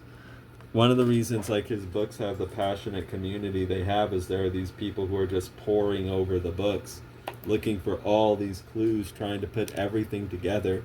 And there are people like that for the show From, too. These types of what they call mystery box things are, like, popular these days. Where it's, like, up to the viewer to put stuff together themselves, instead of having everything just explained to them. So, like I was saying, it depends on the type of reader you get. Like, some readers are gonna be, they will understand everything you're doing. Some of them not as much. And to keep even the ones who aren't as much understanding everything you're doing, you just make the emotional core of the story present and compelling enough. Like I said, the relationship of A.C. Cooper and Alakazona. So even if you're not understanding the nuances of, these are Zatswan terms of soul light and the tetralode, and how the Gleylancer functions, and even if you're told it goes over your head some kind of way, as long as you can keep track of the characters and their relationships and stuff, then there should be something there for you in Zatswan. But I will say the astute reader is rewarded. Okay, I didn't detail in his belt for some reason. I don't know why. Okay, you're gonna be down there, so I'll do it now. And we're almost done with this character. You're seeing how long it takes me to get this in. Which, could I go faster? Yeah, I'm sure, but I'm comfortable at the pace I'm going at.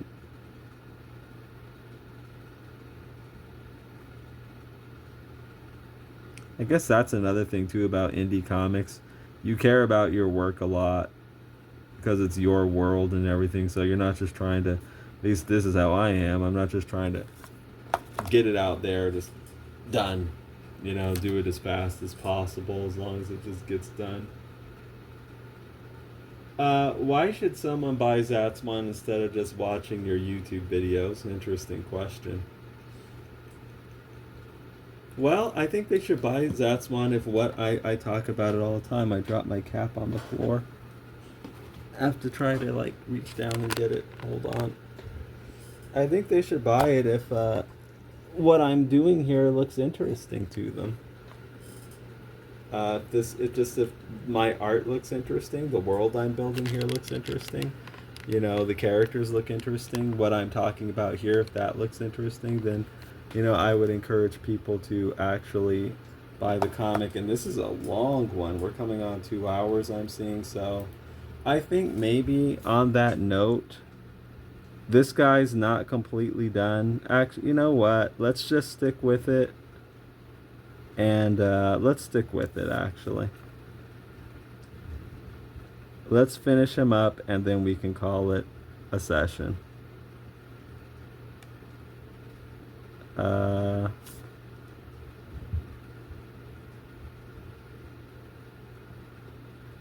So it's up to the viewer, you know, like, does this look interesting to you? Do you like to read comics?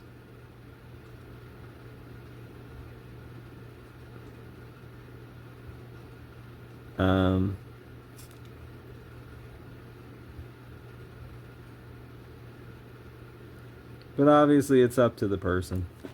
Like I was talking about, some people just want their Marvel and maybe they do like to read comics, but they just want to read their Marvel and DC, like the characters. Maybe they're just not looking to get into a new character or something like that. I don't know. Maybe they get something else out of this. I don't know. But I think they should, they should buy it if it looks interesting to them. And it's also a way of just, if just you do get something out of these videos, it's just a way to, support them. Because if you do buy Zatswan, it'll go just straight into my bank account. Okay. And we're just getting in these glowy parts on the belt. And let's see what another question is. What would make a reader fall in love with AC? So that's the main character, AC Cooper. I think AC is quite a very relatable character. A lot of people tell me that. Like I said, I didn't write him to be some sort of glamorous, some sort of like glamorous character with like a glamorous occupation that's like ultra exciting. I wrote him to just be like literally a regular guy who gets thrown into a wild situation, and he acts like a regular guy thrown into a wild situation. I think one of the things that people can come to appreciate is you literally do see he's on a journey, and he doesn't have things handed to him. So he's kind of the opposite of like a Rey Skywalker from Star Wars, who's just, I'm trying not to ink in shadows here, who's just like a Mary Sue. No, AC Cooper goes through struggles.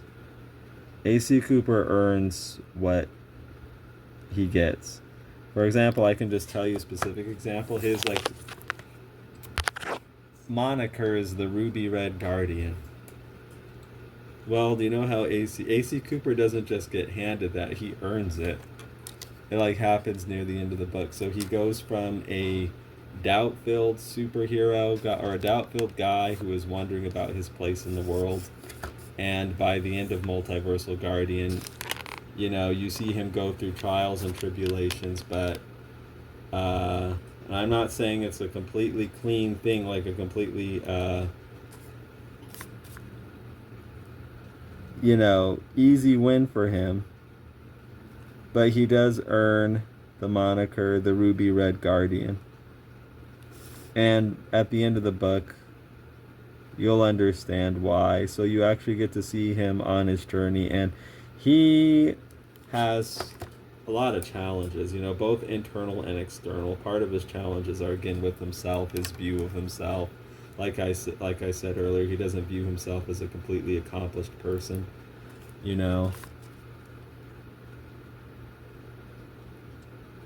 So,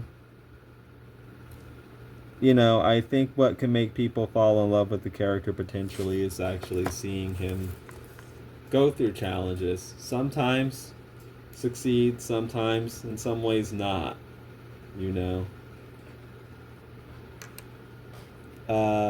He's an easy character, I think, to root for, because he doesn't have everything handed to him, because things are hard. Being a superhero is not easy, as I show in Zatswan.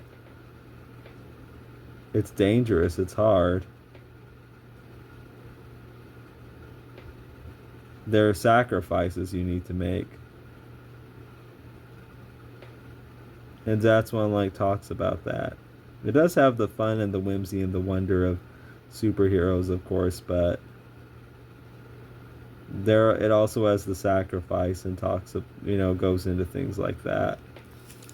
Okay, I want a bit more shading over here, so I'm just going to add in some hatching with this technical pen. Okay, so I want to get around this Z logo and put in some blacks around that, so we'll get that in. I'm just going to keep running this video until like we actually finish up with this guy. We'll take a break when when we're done with him. But we're just going to keep going. Let's add in some hatching in here.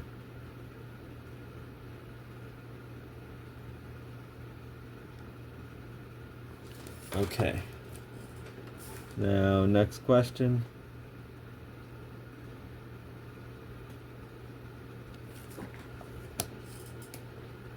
What would make a reader fall in love with Aleka? That's a good question. I think that, she's a character that it's easy to have compassion for her because she does, while it seems like she does have this prestigious position, and she has wounds of her own. Kind of like what I was telling you earlier, I alluded to. People not seeing her or valuing her outside of her station, And that's just what you're raised into and brought up with your whole life, essentially. So it's kind of interesting when you see a character like A.C. Cooper who has feelings for her and likes her regardless of that. And it's interesting to, I guess because she has the wounds that she has, and, she is a product of the society that she came from, it's easy to kind of understand that, there are a lot, despite being in such a powerful position, you actually come to understand and see that some things are just out of a person's control and are just like shaped just by circumstance, so. And the thing about it too, when Aleka does talk about her worldview and how she sees things, I think there will be some readers who actually do agree with it. Like, I didn't make it so it's that far out. I wrote it to the point where it was meant for a person to ponder and think about, like, who is right and who is wrong in Zatswan. Is there a right or a wrong? And I didn't do straw man arguments, to clearly make one side seem totally bad and one side seem totally good. Or maybe they will to a certain reader, but I think some readers will like see things one way and others can see things a different way. But I think what could make people fall in love with Alec is just, she's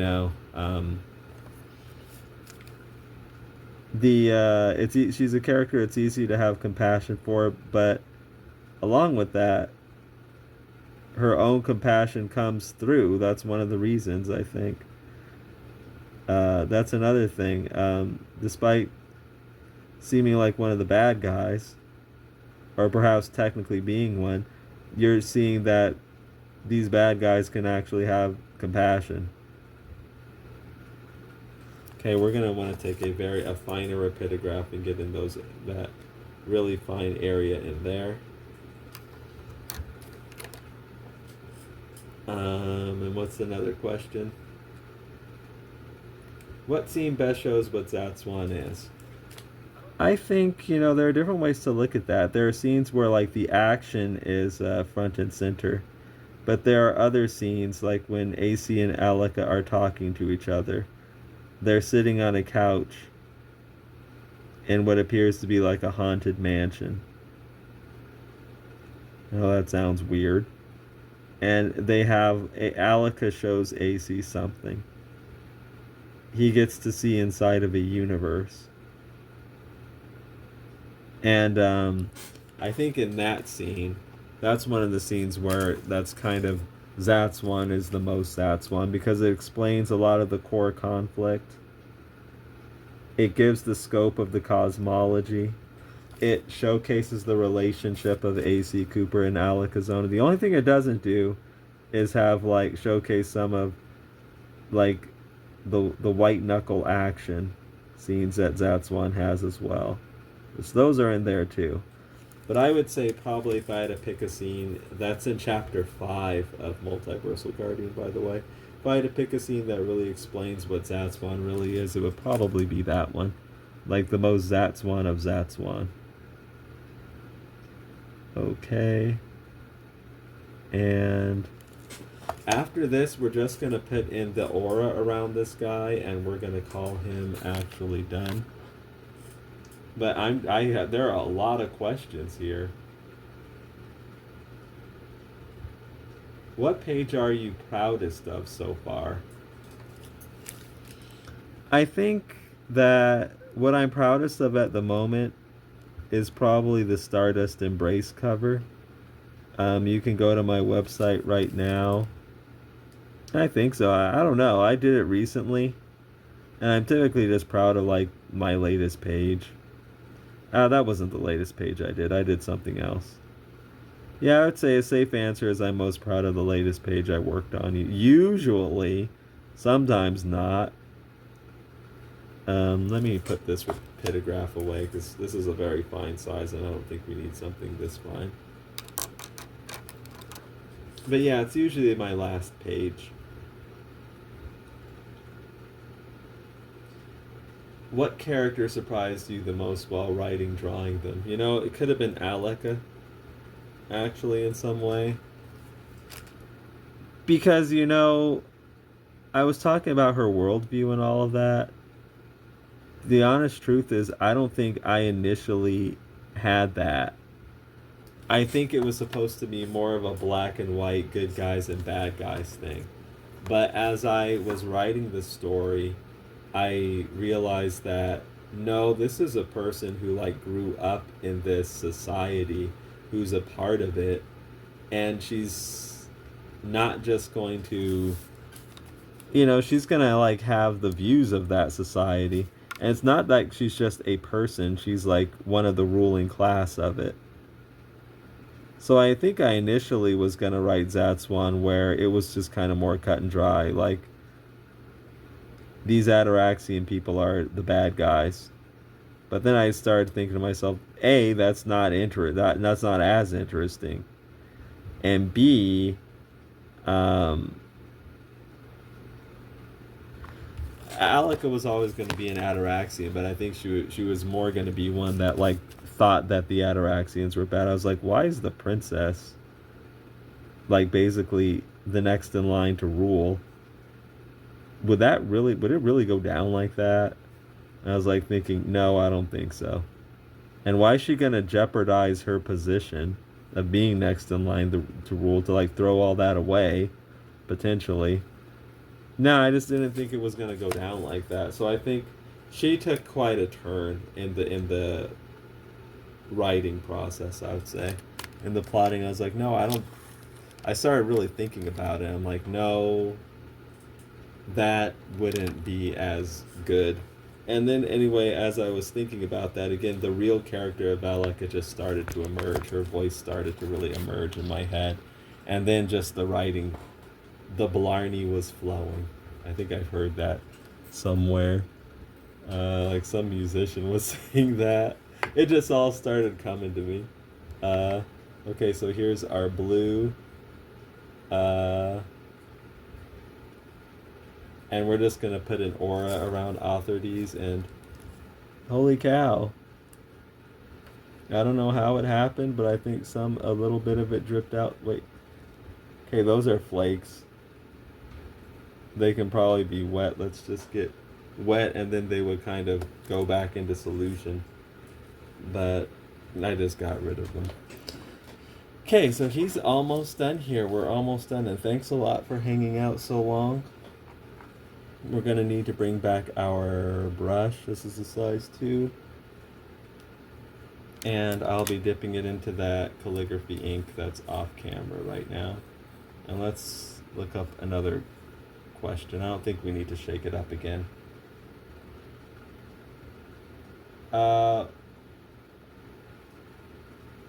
What is the biggest weakness of Zatswan right now? Oh, that's interesting.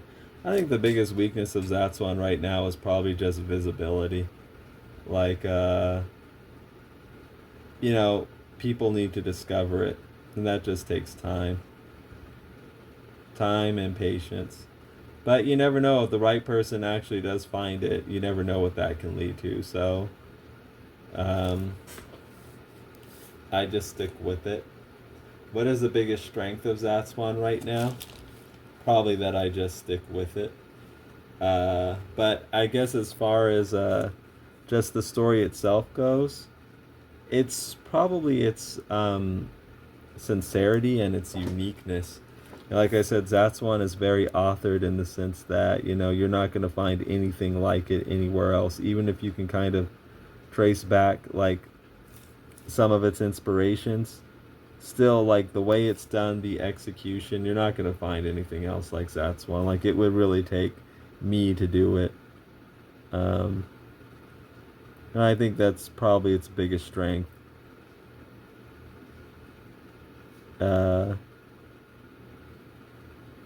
Okay, and we're just going to get in that aura a bit. And moving on. What kind of reader is Zatswan really for? I think it's for a type of person who likes superheroes, who is interested in mythology, like world building mythologies. Because, like I said, there are things like to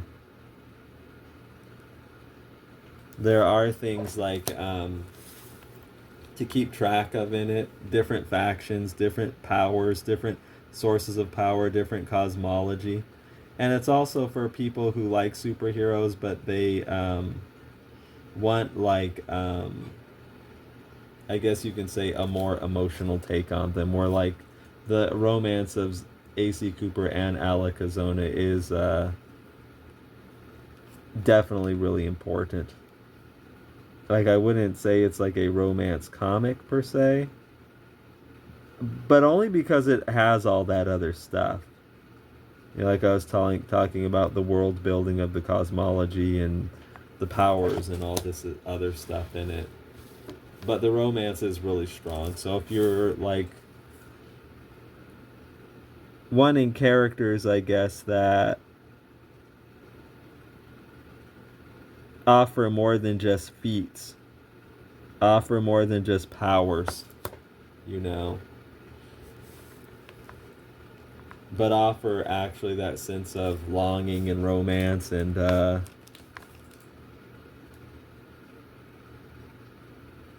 I guess that whole star-crossed lovers sensation. Then Zatswan is a thing that you might like. I guess what I talk about a lot, the relationship of, I guess I started thinking about it because I mentioned Starcrossed. The relationship of Jon Stewart and Hot Girl is, like, really, like, something I like a lot. And I found that I found it left, as much as I like it, it leaves stuff to be desired. Like I said, they didn't stick the landing on it well in the cartoon show. They left it just in the cartoon show. So it never, like, at this point, it still hasn't been satisfactorily implemented in the comics. So there are a lot of things about it I actually don't like. They complicated it with that Vixen stuff. So it's like I wanted something like that, but I wanted to do it better than that, The characters still definitely have their challenges, so I'm not saying they definitely don't, like, have everything easy and just handed to them. But at the same time, I just wanted something where I can kind of be more assured that it's not going to get effed up, like, forgotten about or not done well. And DC Comics, just, I don't get that type of assurance from them. You know what I mean? So, I have my characters AC and Aleka here, but I've mentioned this before in videos. AC and Aleka are nothing like Jon Stewart and Hot Girl. The relationship's totally different. The characters are totally different. Even if I wanted to make them like Jon Stewart and Hot Girl, like I was talking about earlier, I wouldn't be able to, because they are just them and they're different characters, and their voices and situation would just kind of come out in the writing, and they would just kind of make themselves them. Okay, but at the same time, I guess this is for a reader who wants more assurance from the creator that, you know, that they're going to do well with the relationship and the characters. Like I said, Green Lantern and Hot Girl, as much as I like it, there's a lot to be it offers a lot of disappointment too. And I guess that's what I'm trying to not have, is like that. And you know, this line's not going great. That's good enough. That's good. I'm trying to give people confidence in, like, no, you don't have to worry about that from me. The readers will have their challenge. Sometimes it's good for the writer to give the reader that type of confidence, because, like, some readers, especially of certain types of things that they don't get seldom, or that they get so seldom, you know, like I was talking about, like the black male character with the dreamy romance and stuff, like, you don't get that, like, hardly ever. Sometimes it's worth it to give the you know, the reader the assurance that they're not going to get screwed over if they put forth the emotional energy to invest, the emotional energy and the actual money to invest in your project. So I guess that's what I'm doing. Cleaning off the brush too. And I think authorities here is actually done. So we put in these auras here on the characters. They're in outer space, so I'll get in the background with painting and things like that. And we also inked in this whole character and got in his aura. And we are over 2 hours now, so that was quite a session, but I appreciate you sticking with it that long. I hope it was entertaining for you. It was definitely fun for me, talking about Zatswan for this length of time. And speaking of Zatswan, if what I'm doing here looks interesting to you, please consider purchasing Zatswan Multiversal Guardian in the link in the description below. It is a 130 full color page cosmic fantasy graphic novel. That is only $2.99 for the digital ebook version. There's also a print version if you prefer to read that way. And it's only $2.99 for the ebook. So again, like comics from like DC and Marvel we were talking about, these days are like $5, $4 for only 20 pages. You're getting 130 full color pages of Multiversal Guardian for only $2.99. So I make the barrier to entry very, very low. Also, please leave reviews on the Amazon page for Zatswan. That helps a lot, helps me know what you think about my work, and helps other people find it as well. Alright, and also like this video and subscribe to the channel. Those are big helps as well. And stay tuned for the next video, which will be on the way very soon. And until then, please be sure to take care.